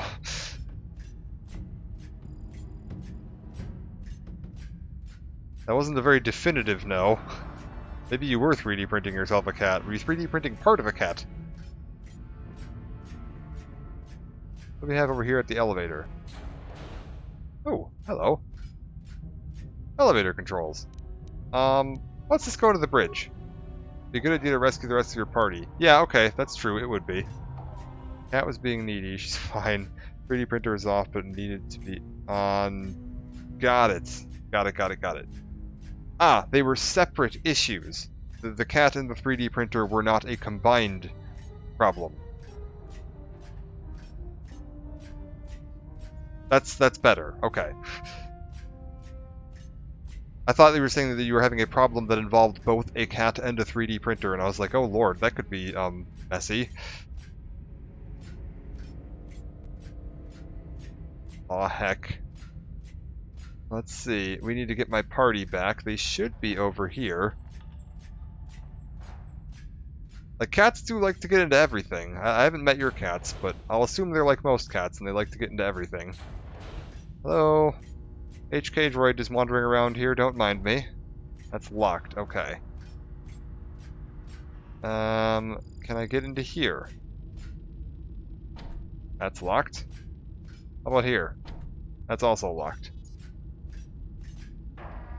Well, I didn't sacrifice them. We were trying to figure out, we wanted to leave someone behind we could try to, you know, have separate from us. Because if we all get captured and thrown into prison together, then we're screwed. So we left somebody separated or in a different, you know, in a situation where they would be able to save us. So like you can either knock somebody unconscious so they might be taken to the medical facility and then hopefully they'll be able to wake back up and save you.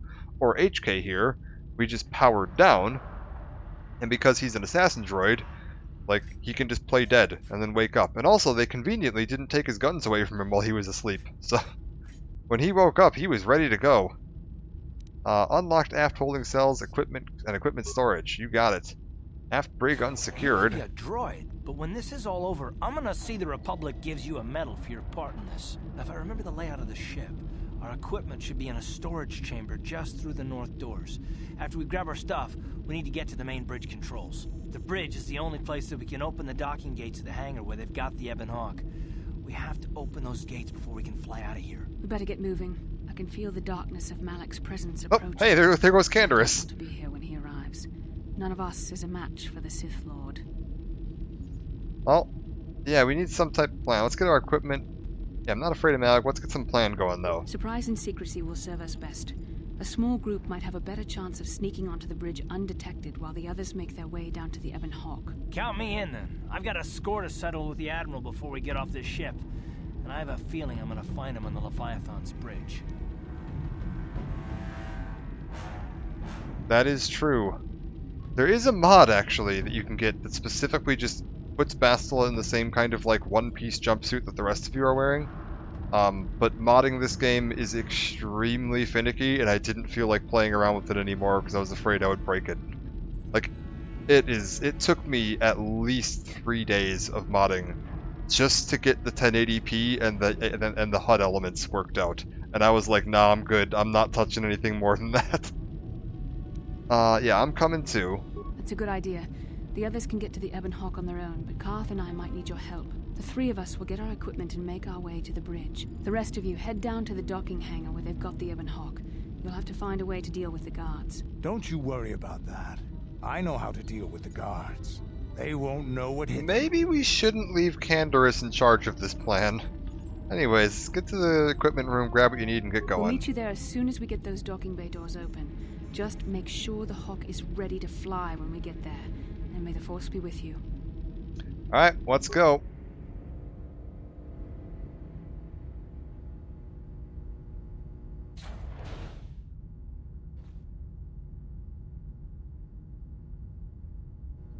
Are we back and ready to go? Wait, I don't get my gear back? Oh, for the love of God. Alright, hold up. Wait, what the hell? Where's all my gear? Locker. Credits. Locker. Azek's... Oh, this is... Okay, this is all my gear. I have to manually go around and pick it all up one at a time. Great. Bandolier, assault rifle, footlocker, grenades. Very good. Now then. Can I put my clothes back on? I should have... I think it's Calo Nord's battle armor. Regic's armband is a good one, and we'll go with a... how about... What is a Chani dueling shield? I think I was going with the Verpine headband? Yeah, that looks about right. And then we want the strength amplifier. I don't have the perk to take those yet. Something with the highest strength bonus, or immunity mind affecting is nice. Resist bludgeoning is nice. Let's go with immunity mind affecting. I feel like that's going to be the most useful thing to me overall. Lightsabers. My main lightsaber... Oh, you'd think I would remember what color lightsaber I had equipped, but I definitely don't. Had to be this one. Is it green and blue? Short blue? Yeah, we'll go with short blue. That's got to be right. Time to optimize my gear. Yeah, jeez. I hate when the games do this, when you get this like, okay, we've taken everything away. Okay, now we've dumped it all back. Have fun sorting through. We have options for Bastila. We can either put her in... let's get some better lighting here. We can put her in this absolutely wretched, awful black and purple or green thing that looks like it got dragged out of a sewer. Or we could put her in this. I guess that's a little more traditional Jedi looking. It looks better than that other thing. We'll have to go with that for now. Brejic's gloves. Yeah, that's definitely the best option for her. Okay, she should be just about set, right? We don't want any of the rest of this. Actually, immunity mind affecting might not be a terrible idea on her either. Karth, you have options. A, because we haven't used you in, like, ever. So you're going to have a lot of levels to catch up on here. So let's just go ahead and start getting Karth caught up. He's going dual wield, he's going blasters. We're just going to start try and get him a little more on par with the rest of the team here. We haven't used Karth since, I think, Harris, possibly? So give me just a moment here while I catch Karth up. I have a vet visit today. Oh dear. Seeing the vet. Wait, I just gave Karth... Oh, damn it, I gave Karth the wrong perks. I gave him the melee perks. Oh well. That's fine. I don't use Karth much anyway, so I don't care if he's not terribly optimized. He'll live. If we ever decide we want to have Karth use a melee weapon, he'll be good to go. Skills, awareness, sure, feats. He gets a feat every level anyways. He's got tons of feats.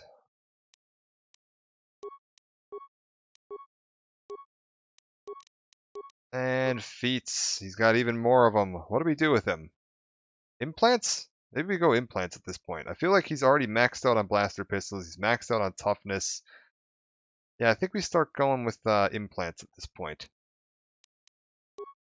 Anything else for you? No. Okay, so we can actually give him an implant. Either a cardio package. Yeah, give him the response package. Awareness, wisdom. Improved power blast. Armor proficiency, light, and a bunch of skills, plus some damage resist. Bunch of skills and damage resist maybe isn't the worst. Motion detection goggles? Yeah, maybe the skills and the damage resist. Give him that. I guess we'll give him the strength gauntlets, because there's no reason not to. What is his... Okay, he's at a +4 modifier, so we want to make sure that whatever we have allows a max dex bonus of +4. So one of these guys up here. Damage resistance 15 fire. Or nothing. So the Echani armor for him. Anything else here? I think we're going to go resistance, yeah, mind defecting. And we need to give him some pistols. Unfortunately, the two best pistols I have are currently on HK. I don't think I can get them back off of him very easily. I'm not just allowed to, like, yeah, take... Okay. Karth, you're going to have kind of crap weapons equipped for now. I apologize. Kitty's been losing weight, so I've been feeding her wet food. Gonna check with the vet. Nothing's wrong. Okay. Hopefully nothing's wrong. Hope everything's okay. Maybe Kitty's got a new workout routine. We'll go with... Are these balanced? Are these both balanced? Do any of these have like a crit modifier? I think we'll go with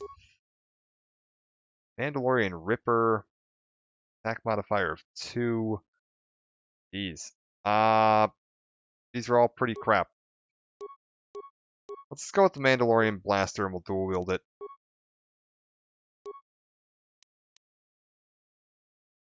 Crap weapons in this economy, yeah. Well, we have all the good stuffs on HK, so Karth doesn't have much to work with right now. I probably could have, like, unequipped HK before I activated that terminal if I wanted to have slightly better gear, but that's fine. We'll live.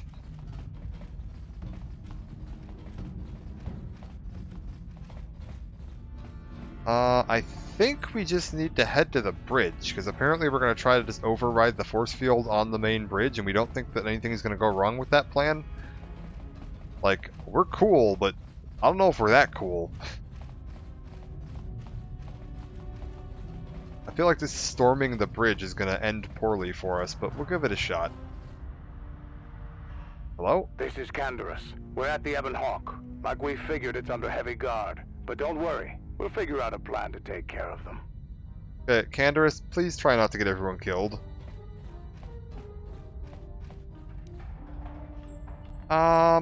Yeah, let's head to the bridge.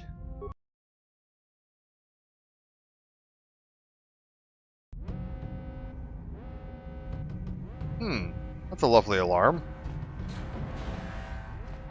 I'm thinking they may have figured out that we're escaping. Huh.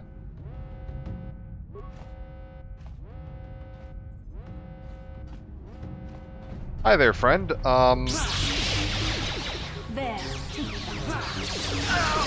You asked for this. Okay, so he's busy throwing grenades at Karth. I mean, like, that's fine. He can throw grenades at Karth. I wasn't really using him for much anyway. Got a service droid. Alright. We're up on the bridge level. Oh. Hi there. Oh, that's a lot of them.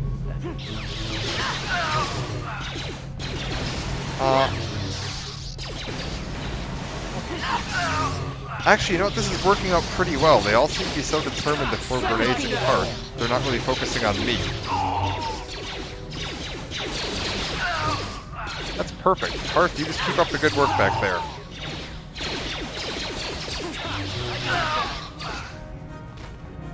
Oh! There's even more of them.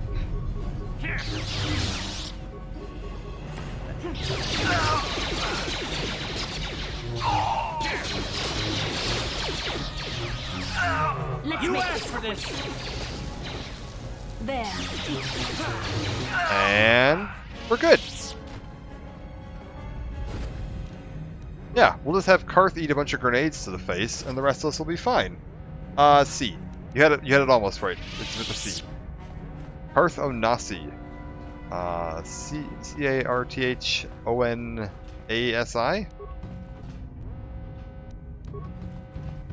Who do we got here? Lockers, I got a bunch of nonsense. More med packs, more kits, more everything.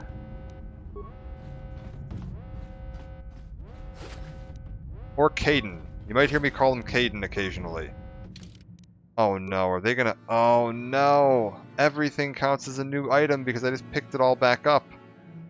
Alright, which datapad is this? Kalonord's trophy kills, not that one. Description of you and Bastila. Bastila's escaped terrace. No, that's not it. Set up a repair station at the storage room airlock to fix the damage to the bridge hull. Get the spacesuit from the armory and send a team out as soon as possible. That must have been it. Okay, hold up. I'm gonna real quick see if I can just get to the bottom of my inventory and just do a quick scroll all the way back up to try to make sure that everything is no longer marked as new in my inventory, so that I actually have a chance of figuring out what the new items are when they actually show up. Alright. That should do it. I think we've looped back through now. Because otherwise, when they start putting new items in my inventory, I'm never going to be able to figure out what the hell they are. And also, yeah, sounds like there may have been some damage to the outside of the hull that leads to the bridge. So if we can't get to the bridge the regular way, it's possible we can just suit up, walk along the hull, and get to the bridge that way. Oh, also, hi there. Guards. Yeah, we'll just jump on down here. Oh, I see one guy walking by at the end of the hallway. He's just going to pretend like this isn't his problem.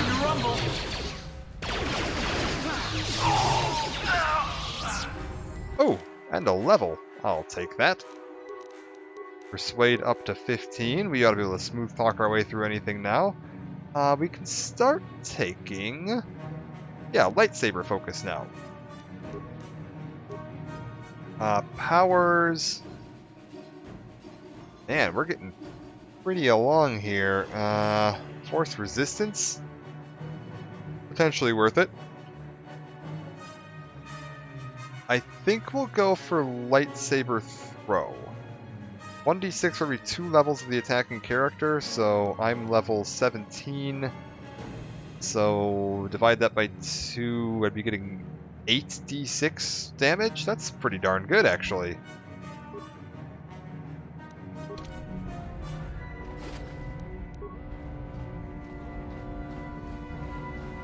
I mean, a minimum damage of 8 isn't bad at all. Yeah, let's give this a shot. Throw a lightsaber. Yeah, that'll do.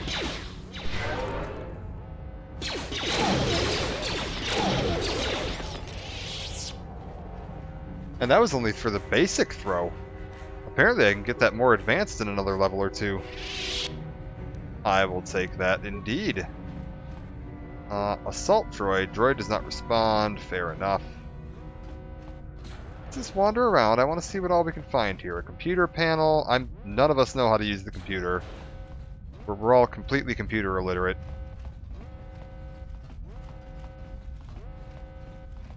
Every time any of us need to do anything, we need to have, like, Zalbar come over and show us how to open up our email. Armory. Yes? Ready. Can any of us, like, lockpick? On it. Damn.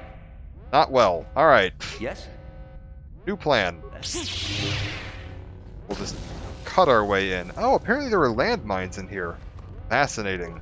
None of us can see or disarm landmines either. We brought, like, an entire party with us that had no useful skills.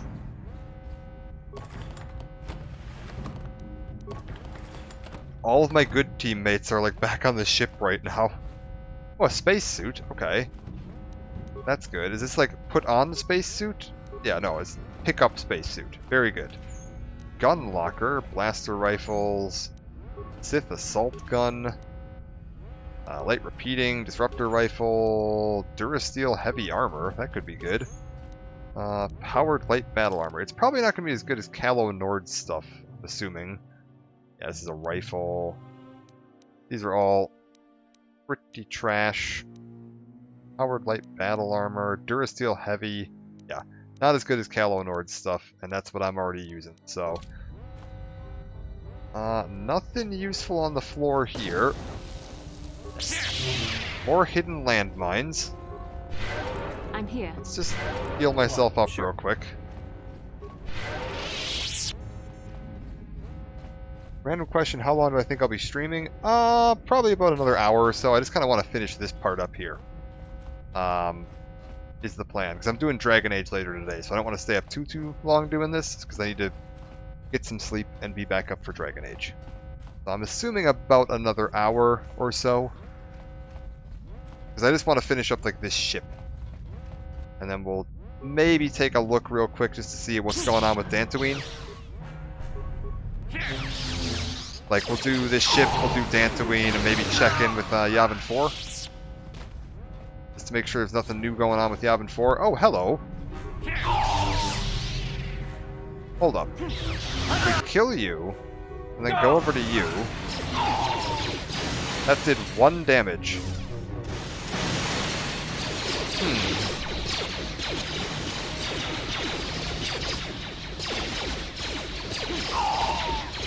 Oh wait, okay, my attacks are doing way more. Forget this lightsaber throw, that's terrible. Let's get in there. Oh, they killed Bastila.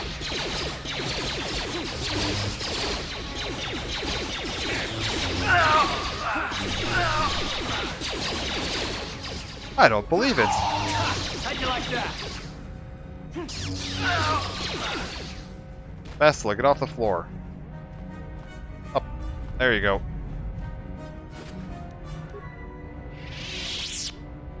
Man, Karth is tanking pretty well right now for somebody with not that much health.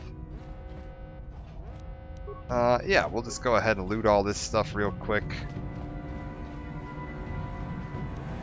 Grab all the credits. They're fine. I mean, look at all the health they have down there. We can. What can I do? Ready? Yes. We can use our Jedi Force heal ability. Sure. I'm here. What? Yes? What? What? Alright. Everybody's healed up. That's the door to the bridge. It's locked. Okay, that's sane.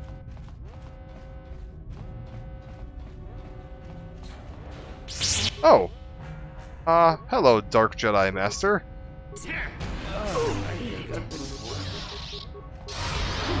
Oh, hello, several Dark Jedi Masters. That could be a problem. Oh. How'd you like that? You put me in the spin cycle. There. Okay. That, get down from there. Are we good? Why can't I move? I'm here. Can everybody else move? Yeah, okay, we're good. Oh, wait, I can't move again. What can I do? Okay, hold up. My character can't move. Ready? Yes. Are we okay now? Yeah, okay, we're good. He took away my movement. That was interesting. Apparently I'm dry clean only. Alright, let's see what else we got around here. There's a decommissioned droid. I'm assuming I could probably turn that on and have it go wander around. This, bridge storage. Hello? Apparently bridge storage is a whole different level. Interesting. Storage containers. Nope. Hope indeed. Where have they taken me? Airlock inner door. Ah, okay. That's gonna be out into space. Let's not go out into space just yet. Is there anything else we need to do in this map? Ow. Landmines. Anything else we need to do on this map? At all. My god, that alarm is just never-ending. Bio-antidote, immunity poison. Okay, that's good. A bunch of stims, bunch of med packs. We're good. It's looking like I've been just about everywhere on the ship. There's one room here that I may not have been to. Can I get to that if I go this way? Yes. Let's go see what's going on over there, and then we'll head outside. Not gonna lie, I can barely hear the alarm. Good. I'm glad. I'm hoping you can hear everything else. I can hear the alarm. It's not the loudest thing in the world. It's just, like, constant. And the only noise a fair amount of the time because this music is, like, very ambient.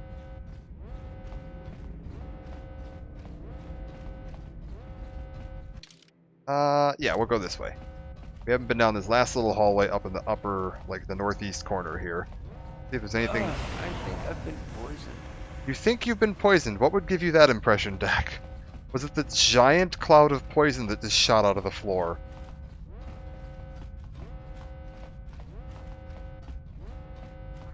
Alright. Through here. This way. And this should be the way outside. Perfect. Yeah. Airlock inner door. I'm gonna assume that I will just automatically equip the spacesuit if I activate this. Good. I didn't just, like, yeet myself out into space with no spacesuit. Also, yes, welcome back to Knights of the Old Republic's lovely spacesuit sections where you walk at, like, the pace of a snail.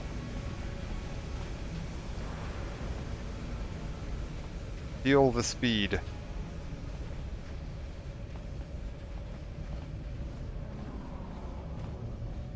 Look at all this excitement. See these ships flying by? There's also no combat or enemies in this section. It is literally just walking simulator, but like tiptoeing simulator. Gotta go fast. Oh man. Oh, don't even get me started. Did you see the trailer for that new Sonic game that came out, whatever the new one is? Because this is about the speed Sonic was moving in that trailer. Man, it is disappointing.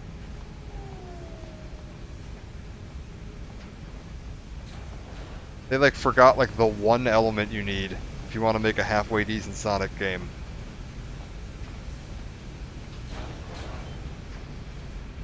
Alright. Just watched Sonic 2, the movie? I haven't seen either of the new movies. I was a big Sonic the Hedgehog fan, like, back in the day. Wait, no, that's the... I don't want to go back out into space. Like, when I was a kid, that was one of my favorite video games. Yeah, I haven't actually seen any of the... Okay, wait. Where the hell am I going here?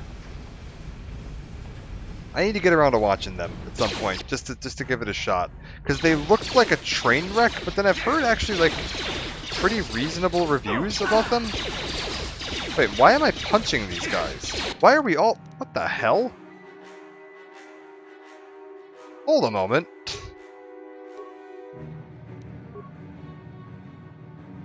What the hell is this? Bastila, where is your lightsaber? Did we all unequip our weapons when we went into the spacesuits?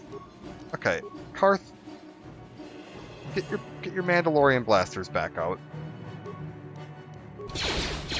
Here, there.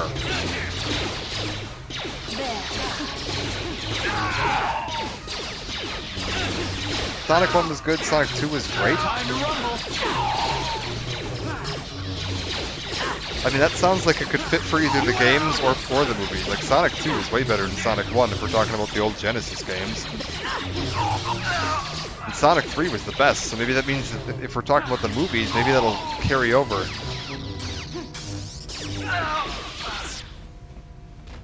As long as he didn't mess up Knuckles, man. Like, I love Knuckles. I was real excited when I saw they had him announced for the second movie, although it's a little weird to me that Knuckles is in Sonic 2. Like, good, excellent. That's all I want. What can I do? Yes? Like, if they were going to stick to the way they did things with the games, it should have been like, okay, the first movie was just Sonic, which they did, and the second one should have included Tails, and then the third one should be, Knuckles. Seems like an odd choice to skip that order. Okay, what have we got here? Command deck, airlock. That's locked. Okay, so there's only one way forward here. Yeah, I saw Idris Elba got voice actor for Knuckles, which seemed like a surprising pick. I'm actually a little shocked he was willing to do that, but I guess the first movie did well enough. It's, you know, if everyone had fun, I'm sure word got around of whether or not it was an enjoyable project to work on. So if everyone was having fun making it, I'm sure it was a lot easier to sign people up. Oh.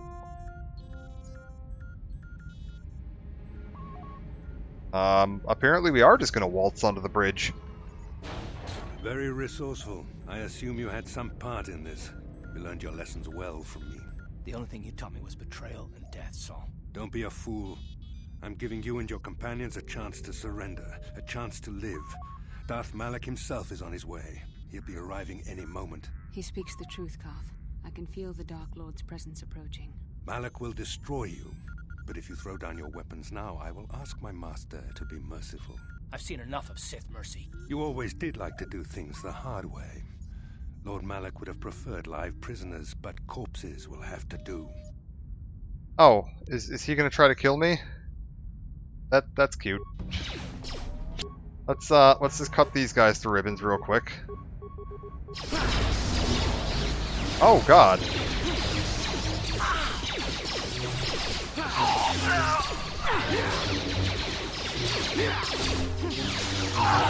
You asked for this. Oh man, Carth is just like soloing 2 Dark Jedi here. Well, that went about as well as I would have expected.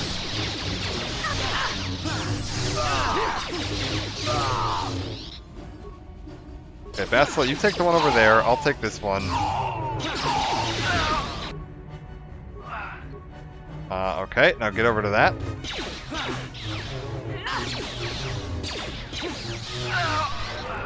Uh-oh, Carth. Or Saul Kareth? Admiral Saul Kareth. Saul Carth. Everyone has the same name in this universe. Oh, hey, look! Bastila put him in the spin cycle. Oh, that's quite good. The Admiral. He's still alive. It's time to finish this. Wait, no, Carth, don't give in to your hatred. Don't you understand what this man has done to my life? Do you know the pain he's brought me? Killing him won't ease the pain, Carth. Do not become what you despise. Carth. Must tell you something. Come closer.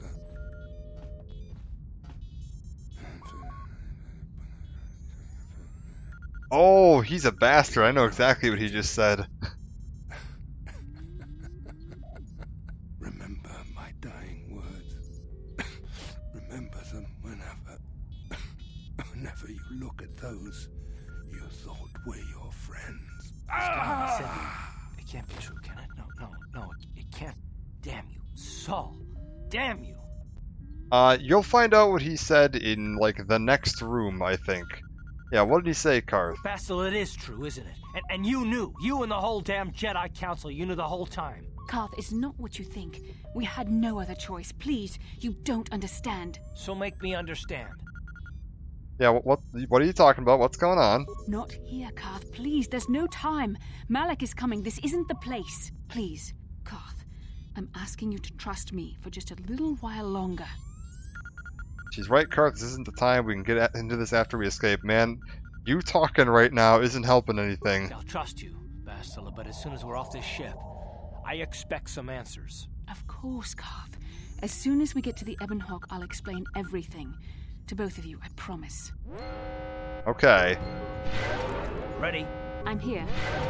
So we need to get to the ship, and then we're going to get the explanation of what just happened. Yes? What? Alright, we're all healed up. Let's just loot everybody real quick, see if anybody has anything use. Oh, this is awkward. I was trying to loot your fallen comrades here. Pardon me. How'd you like that? Just, real quick. I just wanted to make sure your commanding officer didn't have any cool stuff on him before we left. But I mean, I guess if you guys want to just add yourself to the pile. Oh, look, see, he's got $3,700 on him. That's really good. And a Sith Assassin pistol. Oh, what the? Is that better? Does Karth get an upgrade? Can he take the Sith Assassin pistol? Wait, there's two of them. Oh! One of them is a fancy Sith Assassin pistol. I see. Attack modifier +5. Ooh. And these have a chance to stun. Hold up, wait a minute, this is way better. Go with that. Dual wield Sith Assassin pistols. Okay, so he's using his commander's old gun. I mean, I guess sure. Technically he kinda did get to kill him. He just didn't get to, like, death blow finish him off. Like, yeah, I didn't let him perform a fatality move on him. I'm assuming we just, like, walk out the main door now? They're not gonna make me, like, go all the way along the outside, I'm guessing. Oh. Wow. That's rough. Apparently they are gonna make me go all the way along the outside. That's kind of silly. Well. I guess we'll just, like, hobble our way along here. For this thrilling escape sequence.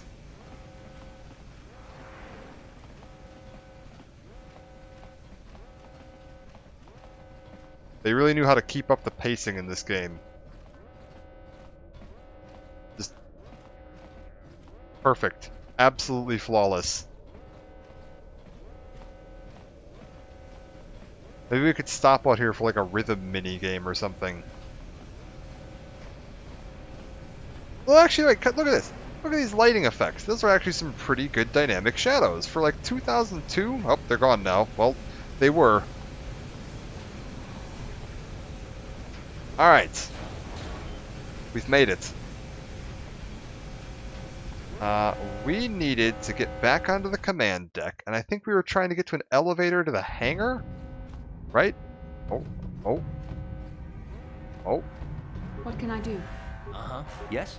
Vassal and I appear to have spawned in a jumble, and we're temporarily disabled, but we've managed to fix it. We're good. Alright.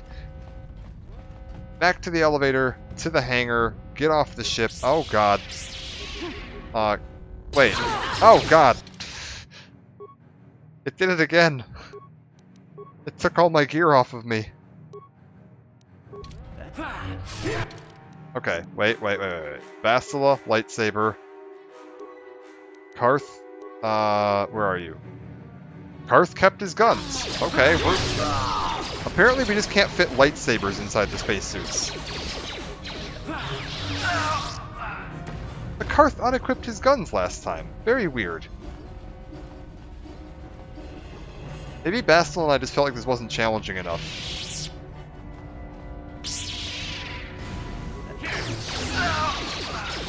Like we wanted to go on hard mode. Yeah, elevator should be like right over here. Yeah, we're good. Alright, everybody on the elevator, let's go. We're leaving. To the hangar. You have to get to the bridge and unlock the...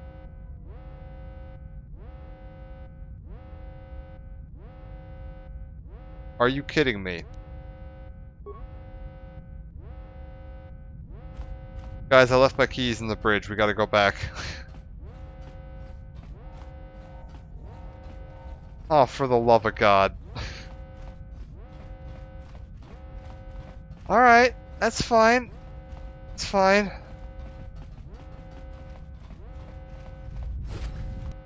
We'll just go back on the spacewalk again. Oh, we're cool. Everything's totally fine here. Yeah, we'll just, real quick, just, poke our way on out here. Oh, you know what? I bet you unlocking the hangar doors unlocks that shortcut door that I was going to try to use the first time. So you probably don't need to do this spacewalk a second time. And you really probably don't need to do it a third time. So we're just getting like the extra spacewalk run. This is the speed run category right here. The 3 spacewalk route.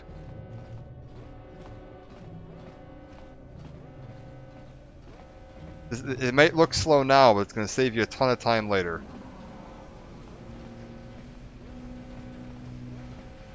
Alright, come on.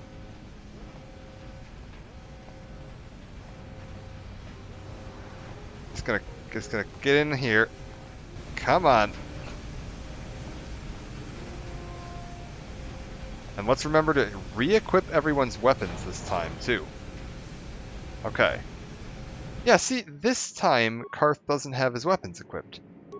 So he takes them off on the walk here, but not on the walk back.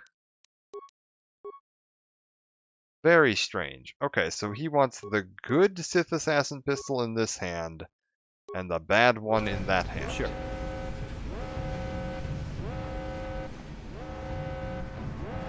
Usually a short combo person all done is taking up your chat with short replies. Oh, that's fine. Go right ahead. Appreciate you being here to chat.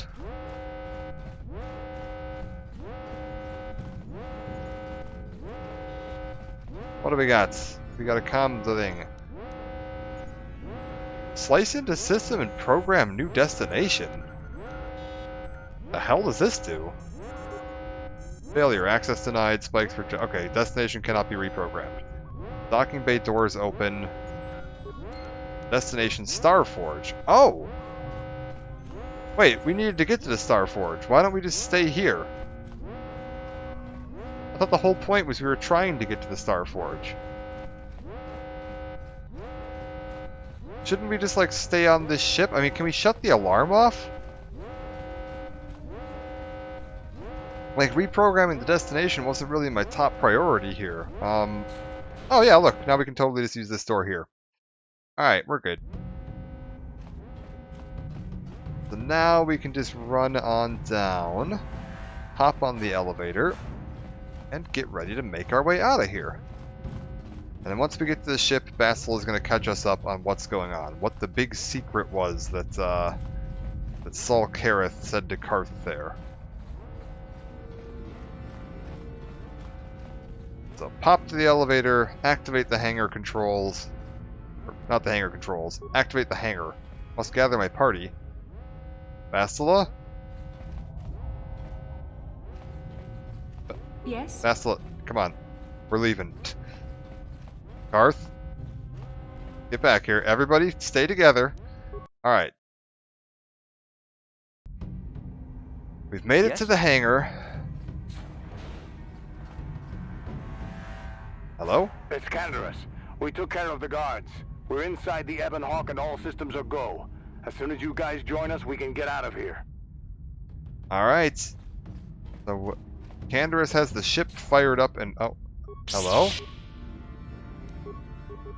Hi, everybody.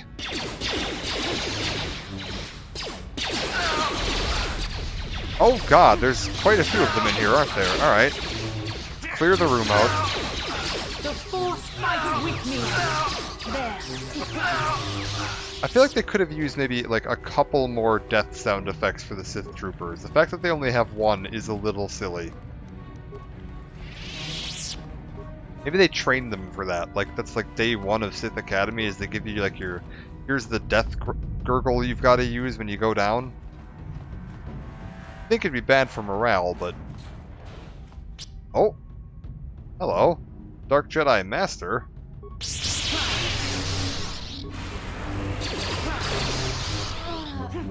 How'd you like that? How'd you like that? Wow. These guys really aren't that tough, are they?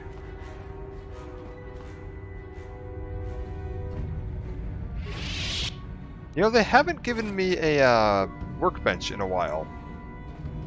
And I have a bunch of new lightsaber crystals. I could probably play around with those. That's fine. Alright.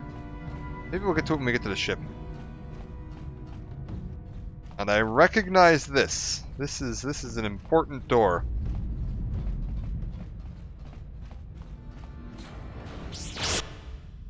Oh, maybe it's the next door that's an important door. One of these doors is important. This is a room full of enemies, but that's also, I guess, technically important. We can take care of this, right?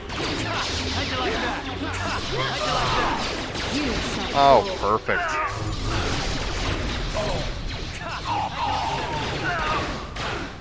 Oh, my guy really just wanted to go take care of that one over there for some reason. Alright, everybody's cleared out. We're getting to the point now that, like, combat is gonna get, like, increasingly silly.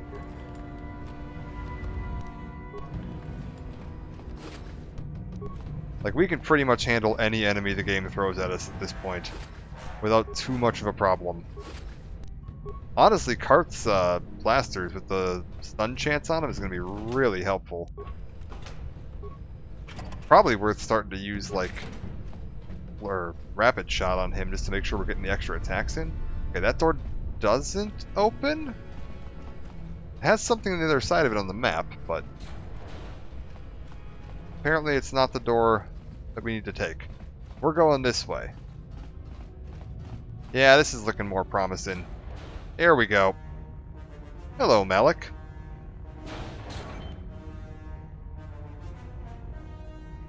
Darth Malak. Down you go! Karth. I hope you weren't thinking of leaving so soon, Bastila. I spent far too much energy hunting down you and your companions to let you get away from me now. Besides, I had to see for myself if it was true. Even now, I can hardly believe my eyes. Tell me, why did the Jedi spare you? Is it vengeance you seek at this reunion? Reunion? Yeah, what are you talking about? What? You mean you don't know? All this time and you still haven't figured it out. I wonder how long you would have stayed blind to the truth. I believe it's M-A-L-A-K. Must have surfaced by now. Even the combined power of the Jedi Council couldn't keep your true identity buried forever, could it? Alright. The Jedi do not believe in killing their prisoners. Some No one flashbacks deserves here. execution, no matter what their crimes. The Council would not normally accept an adult for training, but this is a special case. They say the Force can do terrible things to a mind. It can wipe away your memories and destroy your very identity. Tatooine. Kashyyyk. Manaan. Korriban. Revan visited each of these worlds searching for clues to reveal the hidden location of the Starforge. The lure of the dark side is difficult to resist. I fear this quest to find the Starforge could lead you down an all too familiar path. What greater weapon is there than to turn an enemy to your cause, to use their own knowledge against them?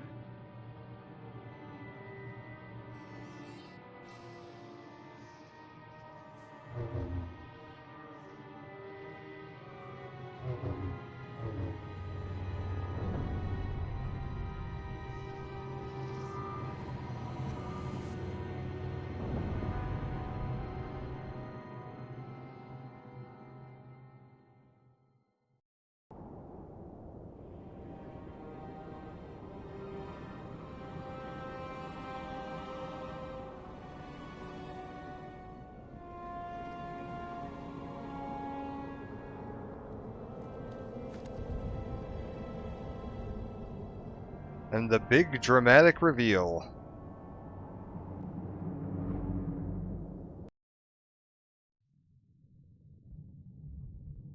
Is a flashback to when this happened? Are we? I mean, we're in cutscene territory here, based on the resolution being so low.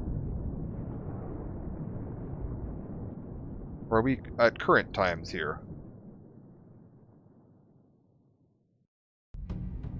You cannot hide from what you once were, Revan. Recognize that you were once the Dark Lord, and know that I have taken your place. Yeah, I'm Revan. How's that possible? You do not yet remember, Revan. The Jedi set a trap. They lured us into battle against a small Republic fleet. During the attack, a team of Jedi Knights boarded your ship. The Jedi strike team captured you, and the Council used the Force to reprogram your mind. They wiped away your identity and turned you against your own followers. Yeah, I mean... Why didn't... Okay, wait, I don't believe you. How can they capture someone as powerful as Revan? I mean, me. I helped them, Revan. I always knew that one day the title of Dark Lord would be mine. When the Jedi strike team boarded your vessel, I saw my day had come. I ordered my own ships to fire on your bridge. I thought I could destroy all my enemies with a single glorious victory. I never dreamed the Jedi would take you alive from the wreckage. Team Sith always betray their master. That does seem to be kind of par for the course, yeah. But why did you betray me? Yeah, let's get his answer on that, actually. It's good. We get a good opportunity for that. You mean, why did I betray you, Revan? You are the one who taught me the ways of the Sith. The strongest must rule if we are to survive. You knew I would one day challenge you for supremacy, but you underestimated me. I acted sooner than you expected and seized the Sith Boy throne Gaming, with hello. a single It is very stroke. much their thing, that is true. Yeah, so why didn't the Jedi simply kill me? The Jedi are fools. They do not believe in executing prisoners. Originally, I assumed you had died in the battle. Imagine my surprise when I found out you were still alive, Revan. Sir, I just work here. No, I don't believe... Bastila, is this true? Yeah, let's get the answer. It's true. I was part of the team sent to capture Revan, to capture you. When Malak fired on the ship, you were badly injured. We thought you were dead. Your mind was destroyed, but I used the Force to preserve the flicker of life in your body. I brought you to the Jedi Council. They were the ones who healed your damaged mind. Yeah, then why don't I remember being Revan? The Jedi Council didn't restore your wounded mind, Revan. They merely programmed it with a new identity, one loyal to the Republic. They tried to make you their slave. Yeah, why program me with another identity?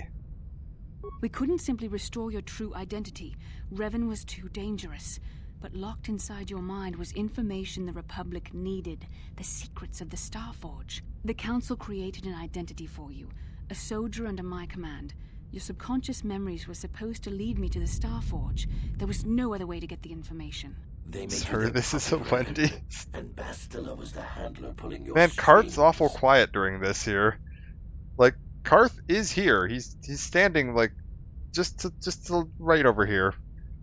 Yeah, why you, Bastila? Why did the Council choose you? But what if I remembered who I really was? Yeah, it seems like this could have gone very wrong.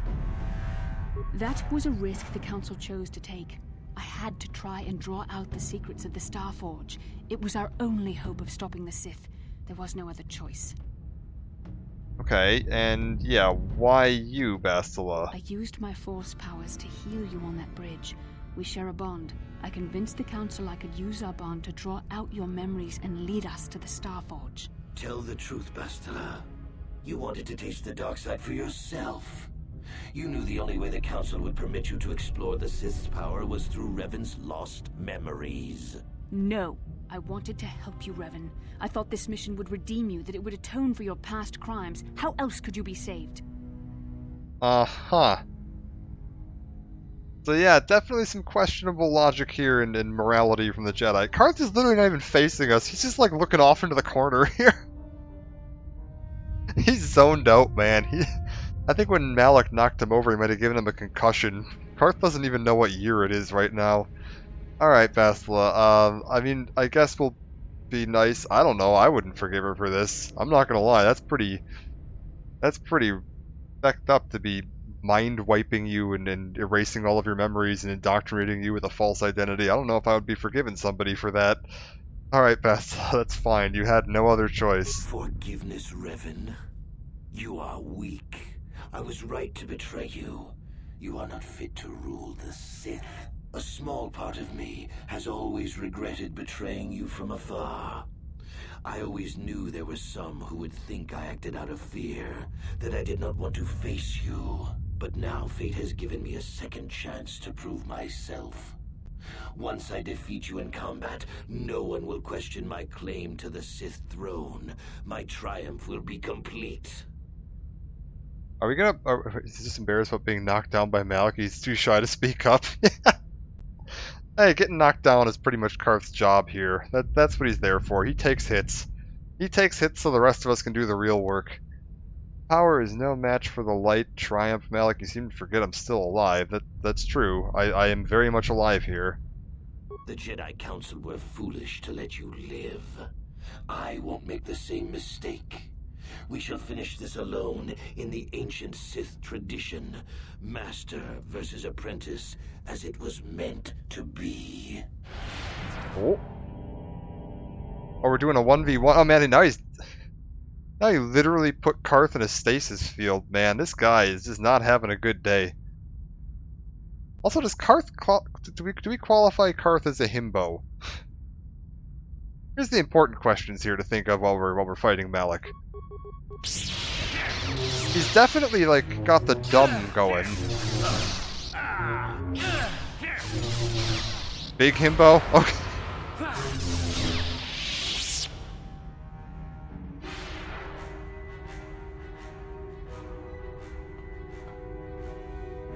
Oh. Okay, spin cycle for me. Team? Carth? Bastila? We, Big, dumb, and kind, deaf himbo. Alright. Left to wait for 5 minutes and you come back to himbo. Yeah, we're Moki, but give me your vote. Carth, himbo? Are we qualifying Carth as a himbo? He's like he's definitely got the dumb going. Big place. Oh, that's true. Is Kaidan a himbo? I don't think Kaidan's a himbo. Kaidan's not big.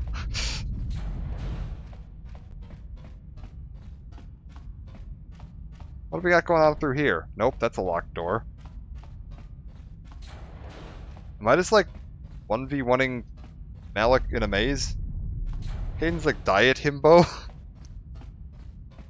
I don't know if that works. Does it come in diet?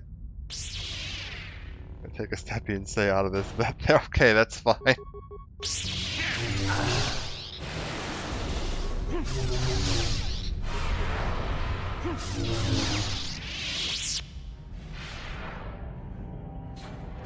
I think my male shep was definitely a himbo. Do not give up easily, Revan. You always Lurk well. Yes, indeed. Also, Zan, at some point here I need to ask you a question about setting up stream commands. I want to set up, like, you know, lurk commands and shoutouts for people to do raids and stuff. I'm not sure how you do that. No, Bastila, he's too strong. No! The door's sealed. We can't get past. Come on, we have to get to the Ebon Hawk. Kaidan is head empty, but I don't know if it qualifies for big or like notably kind for that matter. No, Kaidan's super nice. Like especially Mass Effect 3 Kaidan, he's a sweetheart. Kaidan's a sweetheart. He's just real dumb. What about Bastila? We have to help her. Yeah, I agree. Bastila doesn't stand a chance against Malik, but we can't help her. Not here. We have to get off the ship and find the Star Forge. That's the key to beating the Dark Lord. Bastila sacrificed herself so we could get away. We can't let her sacrifice be in vain. Come on! Not unkind. He's just from Canada. Kind is the default. I don't know if that qualifies in that instance. You're not wrong. Kaidan is from Canada. Are we stereotyping against Canadians here? Or maybe not against. Are we stereotyping in favor of Canadians here?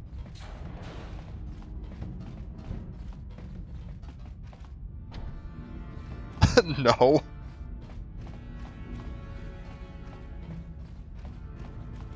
It's gonna be awkward to break the news to Bastila's mom. That's true. Oh man, we gave her the last memory of their dad. Oh, that's of her dad. That sucks. Whoops, Helena. We literally just took off from that planet.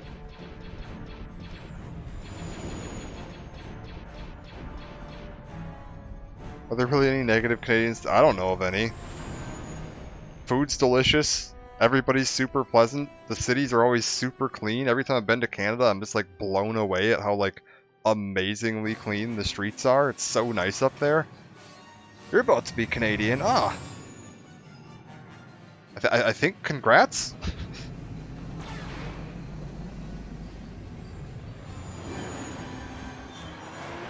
I've been to Canada a bunch of times, man. It's super nice up there. I've seen the Brewers play in Canada twice. Incoming fighters.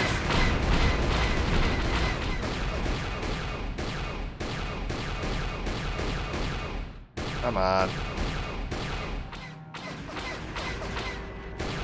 Oh, come on.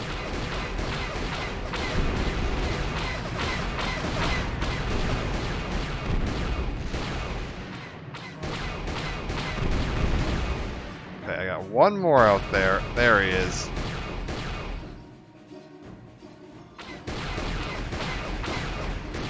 Oh, Canada's super nice. Like a pun of Canadian and done. So, oh, you stumbled into being a Canadian citizen instead.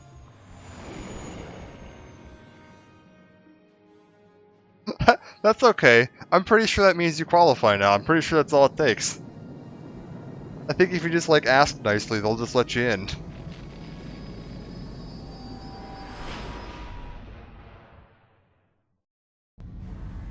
Where is Bastila? What happened on that ship? We ran into Malik. He would have killed us, but Bastila sacrificed herself so we could get away. You mean she's dead? Nah, Malik won't kill her. Don't be foolish. He'll want to use her battle meditation against the Republic. Turn her to the dark side, and the Sith will always be victorious. Driven through Canada and Alberta, northern BC, and Yukon. Oh yeah, I bet. Yeah, cause yeah, that's not too far for you. Yeah, I'm in Wisconsin, so we've done a couple trips up north. I actually don't know what the heck Canadian territory it is directly above us here. I'm actually really terrible at remembering all the Canadian territories. But we went on a couple of road trips through Canada. Like one of the times we went out to New York, we went north through Canada and then all the way over to New York instead of going like south of the Great Lakes. So we got to visit like the Canadian side of Niagara Falls and stuff, which is absolutely amazing. If you're ever looking for a fun, like a cool spot to check out on a vacation, Niagara Falls, especially the Canadian side, is really, really nice. Alright. Can't help Bastila not unless we find the Starforge first. That does seem logical. Let's go for that. Not so fast. We've got a bigger issue to deal with here. They deserve to know the truth about you. Ontario or Manitoba be angled in Minnesota first? It was probably Ontario. I don't think we've been to Manitoba, but I think it was probably Ontario. Yeah, that's fine. I'll tell him. I'm Darth Revan. Revan? What are you talking about? Is this some kind of a joke? No, it's no joke. The Jedi Council captured Revan and erased the Dark Lord's mind, programming in a new identity. If the power goes out in Yukon, doesn't make it and now called Yukon. You're Darth Revan? God damn it. This is big. Do you remember anything? Phenomenal. Thank you, Moki. Do I remember anything about being Darth Revan? Dreams and visions. Yeah, we seem to have those going, and I'm assuming that's our old memories popping back up. Just a few flashes. That's it. Nothing more? Then I don't think there's a problem. It seems to me that if you don't really remember anything about being Revan, then it doesn't really matter anymore. You are who you are now, right? Of course it still matters. How do we know more memories won't come flooding back? How do we know Revan won't suddenly turn on us? The whole time we've been chasing after Malik, we've had his old Sith master right at our side, listening to our secrets, native people for the most part, not much there. Somebody care about that logic. Yeah, Mission. I mean, Mission's a kid. She doesn't know what's going on. I mean, to be fair, I don't know about Karth's logic either. Like, Karth already had trust issues, and yeah, that's what when Saul whispers something to him there on the bridge, that's what he whispered to him. And he's like, "I have something I have to tell you." Her logic: if you don't remember the crimes you commit, then they're forgiven. I think she's more saying that if I don't have my memories of being Revan, like, I'm not gonna go back to doing more of that. Like, I don't think she's necessarily saying that it's not a problem what Revan did in the past, but more so that I won't be a problem going forward. And I can kind of see where she's coming from. It still doesn't necessarily work that way, but I get where she's coming from. 10-year-old logic that works, I guess. Sorry, Karth, I wish this wasn't... Yeah. Sorry, Karth, I wish this wasn't true. I'm not the Dark Lord anymore. Yeah, I'll just apologize to Karth, because this is... Man, he's really not having a good day. Hey, all those concussions and then this. You didn't ask for this. Besides, I know you. You're not Revan anymore. Whatever you used to be, you're one of us now. I agree with Mission. I swore a life debt to the person you are, not to the person you were. Wait, I wonder what Canderous is going to think of this. I can't remember what his response to this is. Big Z and I will stick by you. We owe you our lives. We won't desert you now. How can you say that, Mission? The Sith bombed my homeworld, Revan took away my family, and destroyed my life. Everyone knows it was Malak who gave the order to attack your people, Karth. You can't blame Revan for that. I suppose you've proven yourself to be a friend of the Republic by your actions so far. But can I trust you? Can any of us? Yeah, let's just go through everybody. What about you, Jolee? What about me? I already knew who you were, though it wasn't my place to tell you. Better off that you know, if you ask me. Does it change anything? I'm not here to judge you. You do what you have to do, and I'll help if I can. Jolee, what the hell? How about you, T3? What do you got? Don't know how the fuck Jolee knew before Revan finds out. Yeah, oh, you know what, though? So he was on Kashyyyk for 20 years? Did he know me as a Padawan? I'm not saying that's necessarily true, but if he'd been with the Jedi Council 20 years earlier, it's entirely possible he knew, like, a young Revan before I'd even become a knight or left on the Starforge quest or anything like that.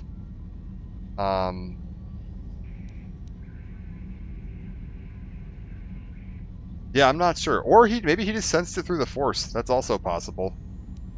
What do you think, Canderous? You defeated the Mandalore clans in the war, Revan. You were the only one in the galaxy who could best us. We had never met one like you before, and never since. How can you even ask if I'll follow you? Whatever you're fighting, it will be worthy of my skill. I'm your man until the end, Revan. No matter how this plays out. T3, what have you got?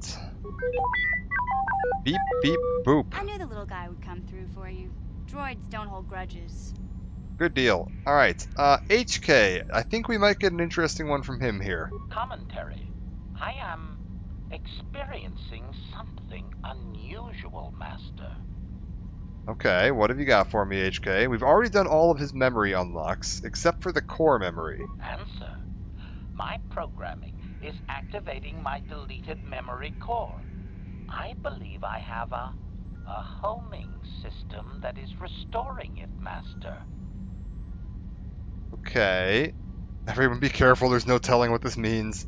Your homing system, what's that? Observation. My homing system is a function of my assassination protocols, that which I told you had been deactivated. This system was not. It seems that the homing system deliberately restores my deleted memory core upon returning to my original master. You mean me, Revan? This is one thing that I've always been a little confused about. HK should know what I look like, and yet didn't seem to. He only acknowledges me as Revan once I say that I'm Revan, but he should absolutely know what I look like. Affirmation. Correct, Master. Sith protocols maintain that all droid knowledge be deleted before assassination missions and restored upon return. I have returned to you, and my full functionality is now under your personal command. It is a distinct pleasure to see you again, Master. That makes a lot of sense, actually. Yeah, I found you, you didn't find me. I'm not Revan anymore. Yeah, I found you, you didn't find me. I think you'd never heard of the Force before. Seems obvious enough to me it was meant to be. Wow. What are the chances of that happening? Remember, we're talking about the Force here. At this point, Malak himself could drop out of the sky and I wouldn't bat an eyelash. Good point. I like Canderous here. Remember Thara Ban mentioning that Revan was never really seen without the mask and cloak? I mean, I would think that HK would have seen him, because you get some stuff later when you're talking to HK about his past and all that stuff, when he mentions the, like, meat bag thing, that, like, really implies that, like, Revan and HK and Malak spent a lot of time together. Carth, will you stand with me against Malak? Well, the others seem to trust you, and I don't see any other way that we can stop the Sith. And I suppose that Malak is the real enemy here. I really don't have any other choice, do I? I'm not Revan anymore, Carth. You have to believe that. I won't let you down, Carth, I promise. I want to believe you. You've proven yourself time and time again during our mission, but this is a little much for me to wrap my mind around. I can't take you seriously with that stupid thing on your head, Carth. I'm sorry. Anyways, you have to try for Bastila's sake. This must be even more of a shock to you. I don't know how you even keep going. I guess we both just have to find a way to push forward. Don't worry. I won't let my personal feelings get in the way of my assignments. I feel like he's about to turn around and walk into the wall. I've sworn an oath to defend the Republic. As long as this mission stays on course, I'll stick with you. But I won't let you betray the Republic under any circumstances. So I guess that's it then. It does look a bit like the, it does look like the Millennium Falcon just kind of collided with his face. Starforge and save Bastila, so let's do it before it's too late. Alright. Oh, hey! We've finally arrived at Yavin 4, the original destination I plotted in back when we first jumped off of Tatooine. Okay, we're gonna check in here with the shopkeeper. What's the 5k point redeem? Is that the glasses one? I've got a couple of them I just set up randomly because I wanted to put something in there. The other theory is that HK is similar to the Kashyyyk star map where it only recognizes you if you know you're Revan. So that's possible too. Yeah, that's actually a good thing to point out. Thank you for mentioning that. Is that if you, depending on which order you do the planets, the starship, you know, the interception thing where you find out you're Revan, it takes place after you've recovered 3 of the 4 star maps off of Dantooine. You always have to do Dantooine first, and you can do the other ones in whatever order you want. Depending on which planet you... also, I'm pretty sure everyone's going to have dialogue for me. I'm going to save that for next part.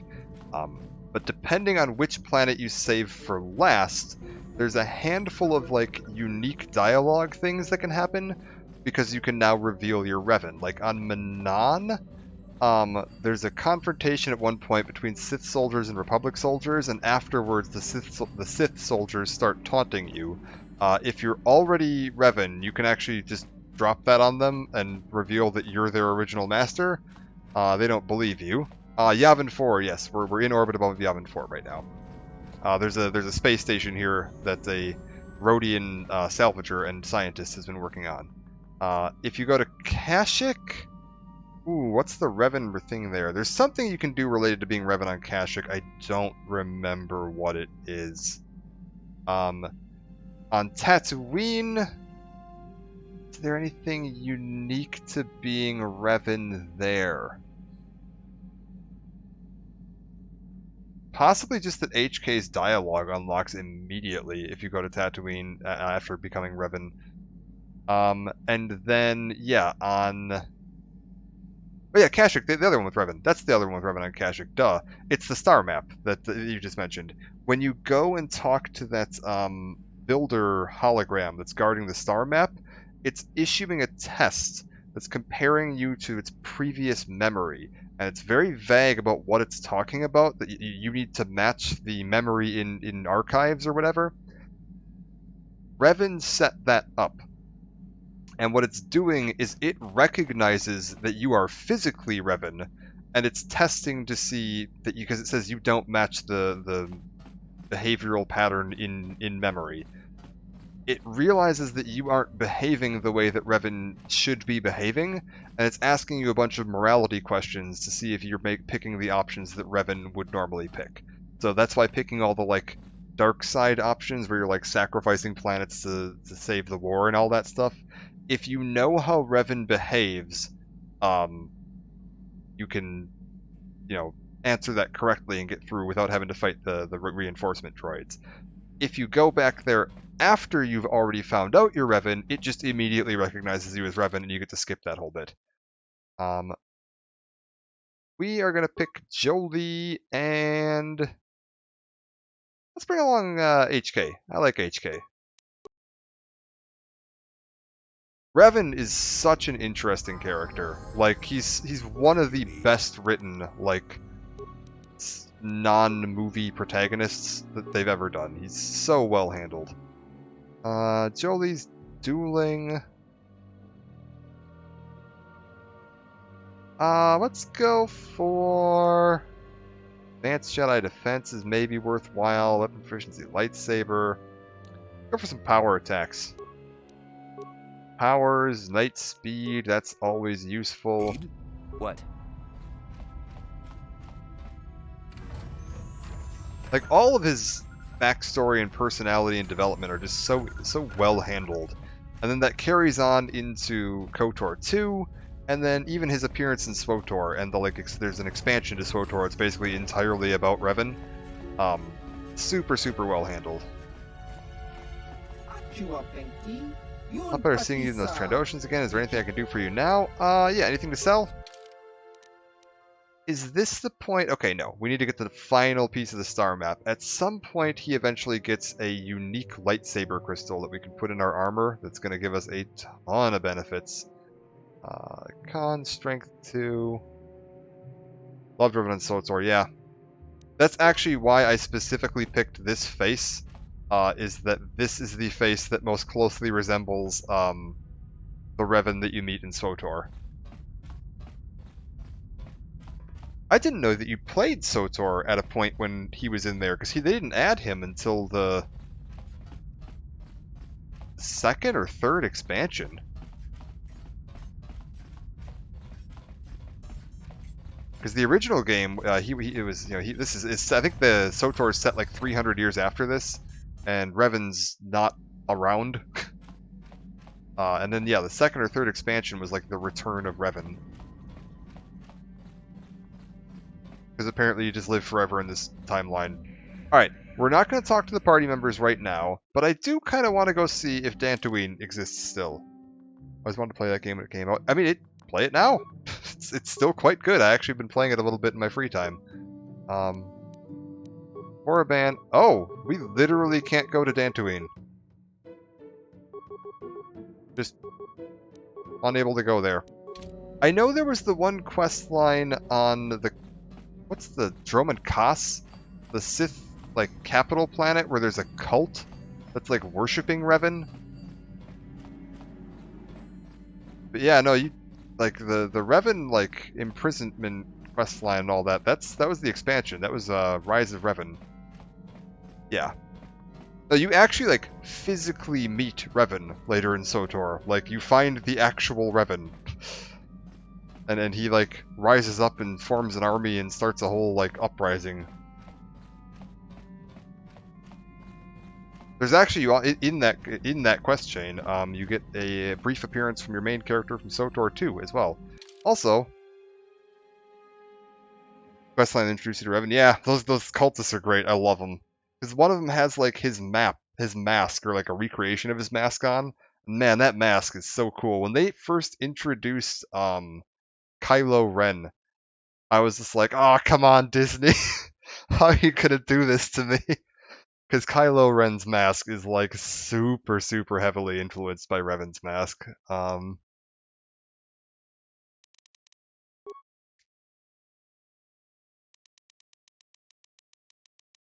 Let's see here. I had Zulon. Look for him on Dantooine. Let's go see if we can even turn this in now. One sec. Because yeah, apparently they did actually blow up Dantooine, because I am literally not allowed to click it. Let's real quick just take a detour to Manaan.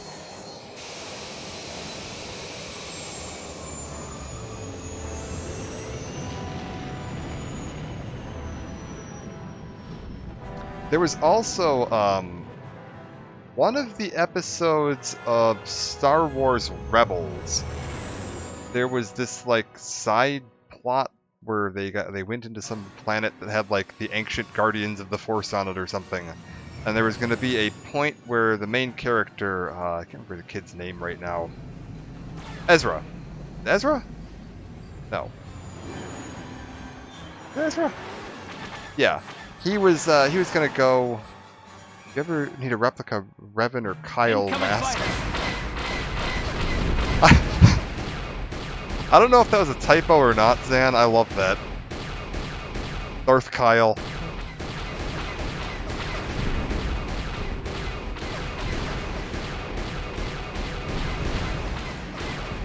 What do we got here?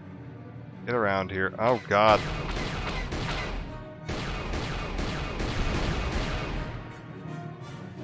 Come on. Ezra Bridger. Friend used to be a Star Wars stuff and has the files for resin printing. Very cool. Maybe one day. But yeah, there was an episode of Rebels where Ezra was gonna be able to go to this like Sith temple. And there were going to be the spirits of the ancient Sith guarding it.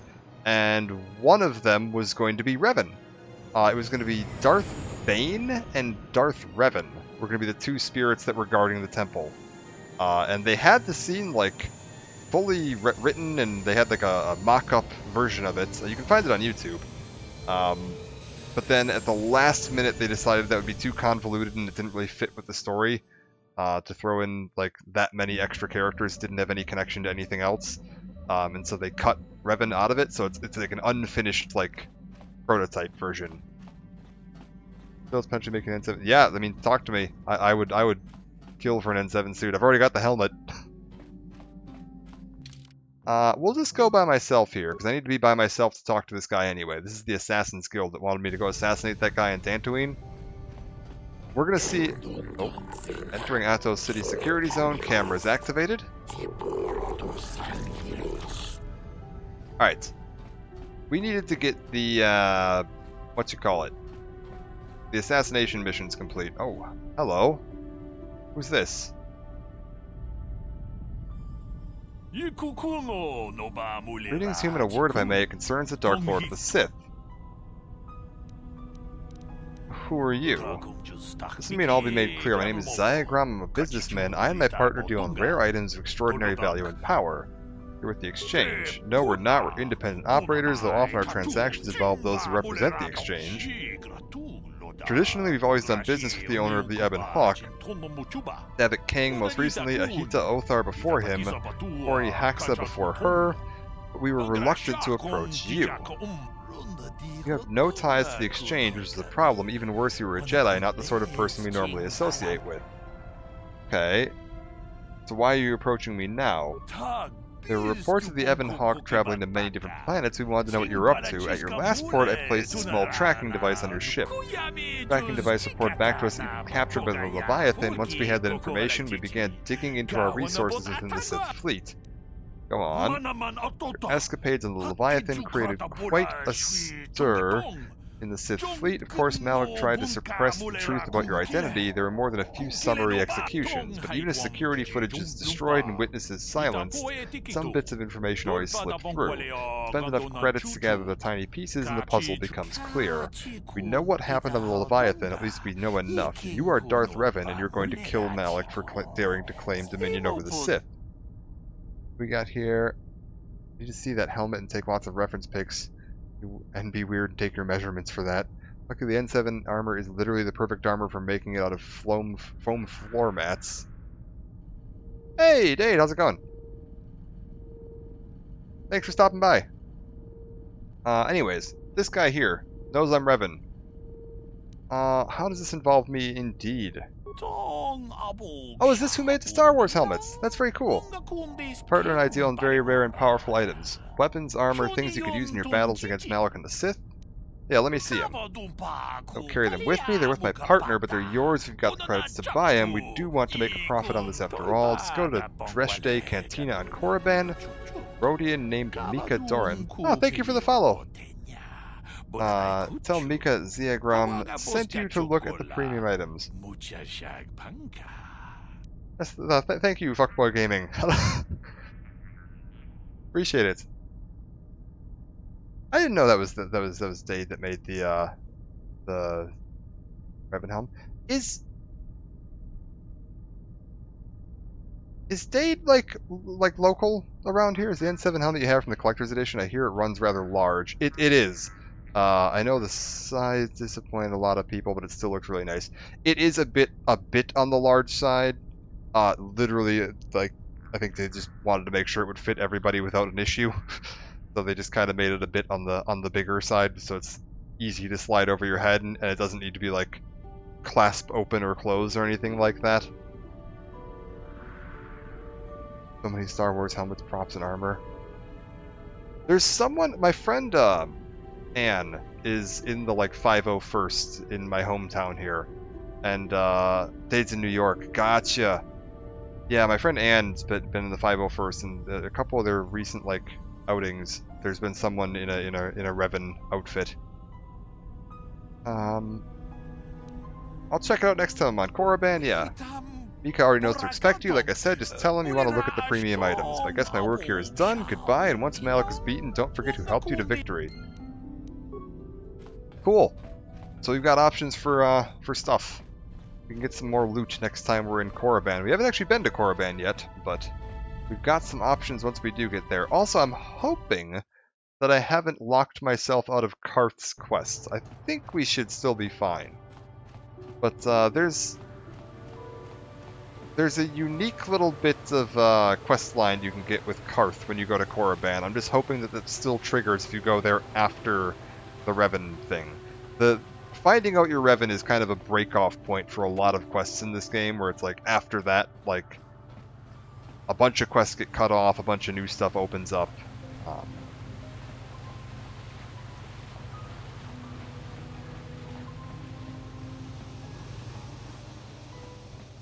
Like, you can really screw up HK's stuff. All those, like, there was a 2 parts ago, last part, when I was doing the restoring HK's memories and we were learning about all of his previous owners. If you find out your Revan before you've restored his memories, you just can't do it. Ulas. Did I say Revan? How'd you know that? Don't be naive. I'm the Geno Haradrim. We're bounty hunters, assassins, and spies. We have agents with the Republic. We have agents with the Sith. I really think we wouldn't know about your little encounter on the Leviathan, although I admit we were as surprised as you. The Jedi did a remarkable job of faking your death. Yeah, so what happens now? I'll admit my first impulse on hearing this news was to disappear. The Geno Haradrim don't often become directly associated with such prominent figures as a former Dark Lord of the Sith. But then I began to realize the potential advantages of the situation. Assuming you complete the tasks required for your initiation into our guild, you could be very valuable to us. But for now, little has changed. I will keep your secret just as you have kept ours. I'm curious to see how events will play out between you and your old apprentice. If the situation becomes dangerous, we Geno Haradrim can simply disappear as we've done in the past, but for now we will continue your initiation into the guild. Is there anything else, Dak? Dade's amazing 501st, not so much. Talking rumors, but I wonder if they really will make a Revan movie. Oh god, that would be amazing. So much time and effort in my Kylo Ren costume.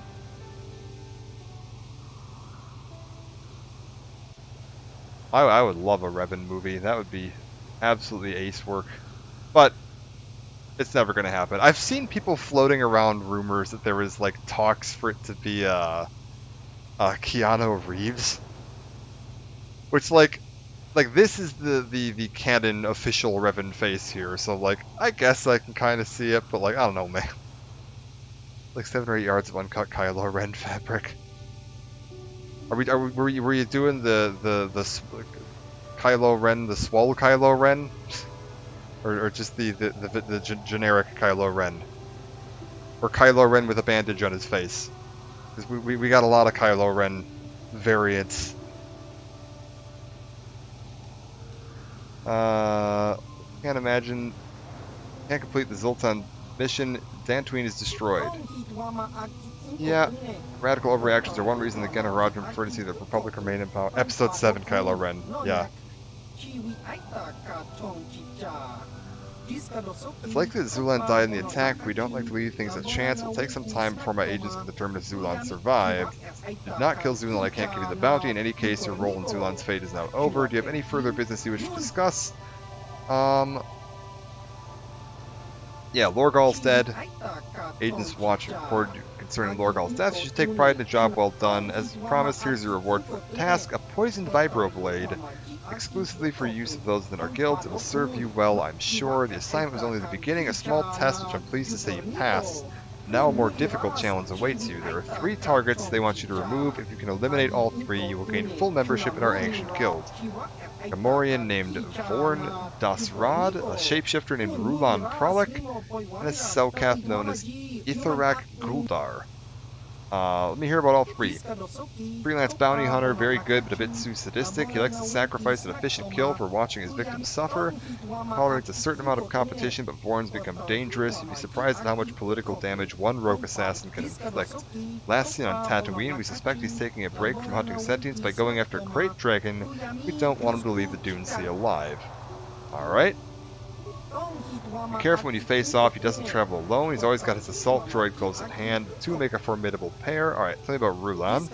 We don't know much about Rulan except he's some sort of shapeshifter. We don't even know if it's a natural ability or the result of some powerful alien technology. We suspect he's behind several prominent assassinations on the Outer Rim. The Geno Haradrim are worried he might decide to move his operations closer to the galactic core. With his ability to move assume virtually any form, he could wreak havoc in the Galactic Senate. We aren't about to let that happen. As soon as they revealed him, I made a costume for him and revised it 3 times. Working on the 4th for total screen accuracy when all my Star Wars costuming, let's say, fell apart, so since then I haven't done anything with Star Wars.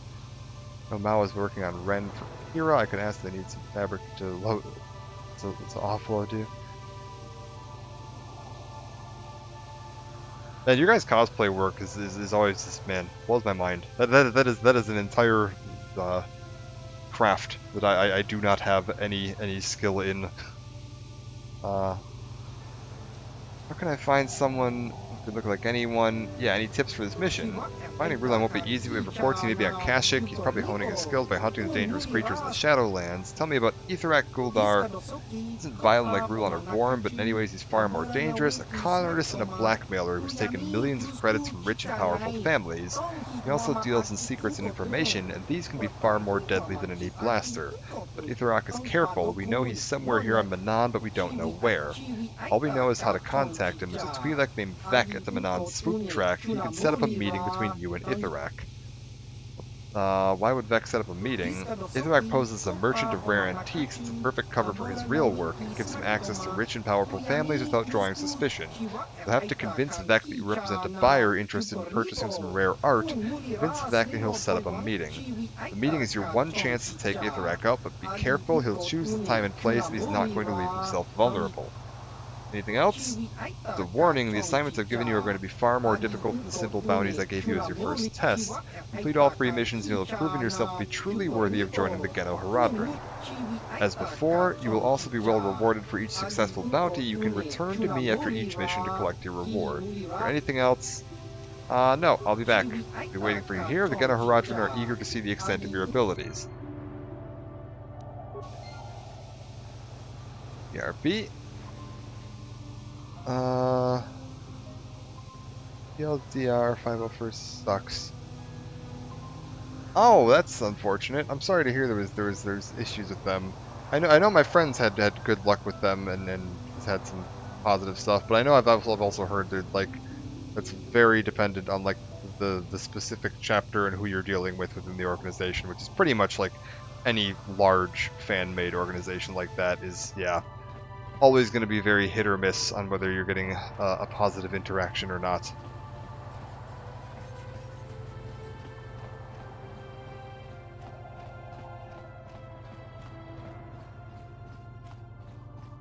Let's see here. I think that's about all I want to do for now.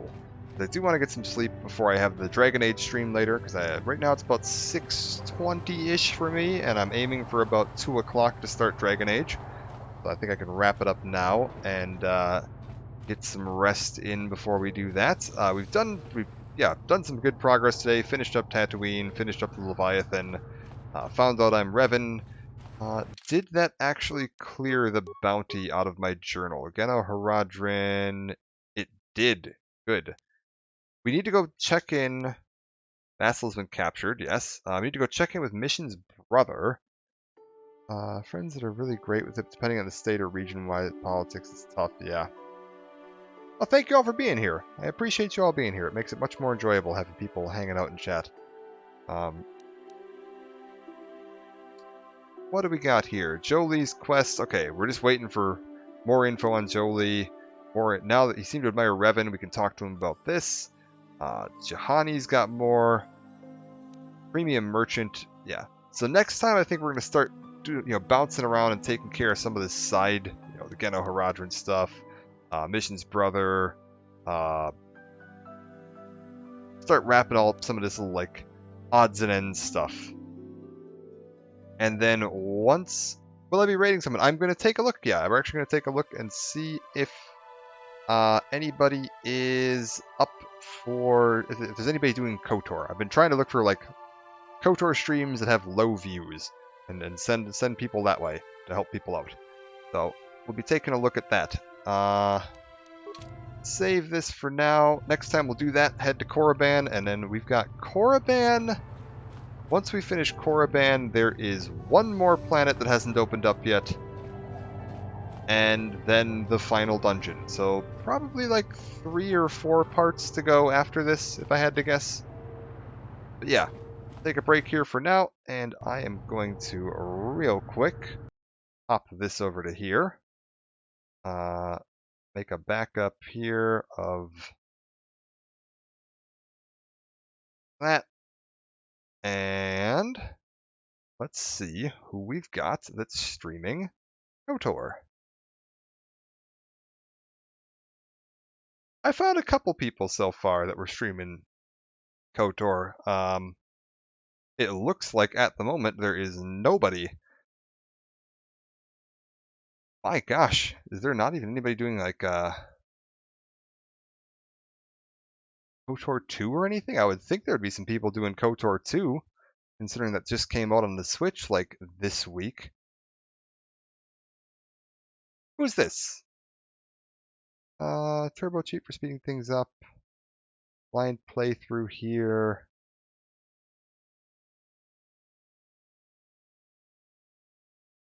Oh.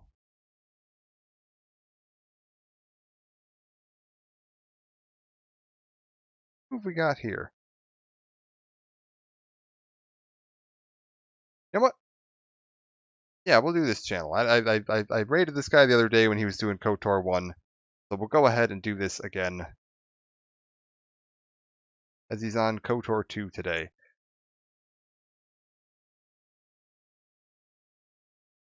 I don't stick around and watch many people on Twitch, so I don't know a lot of different viewers on here. I don't spend much time watching Twitch channels. I just spend time playing. I watch Zan a little bit, but that's about the only time I spend on Twitch. I do most of my stuff on YouTube. So let's go ahead and do the same person we did the other day.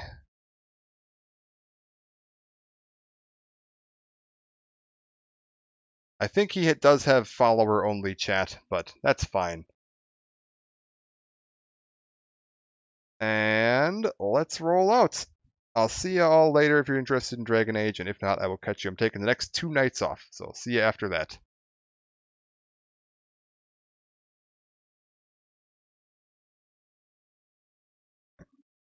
Hold on if you want.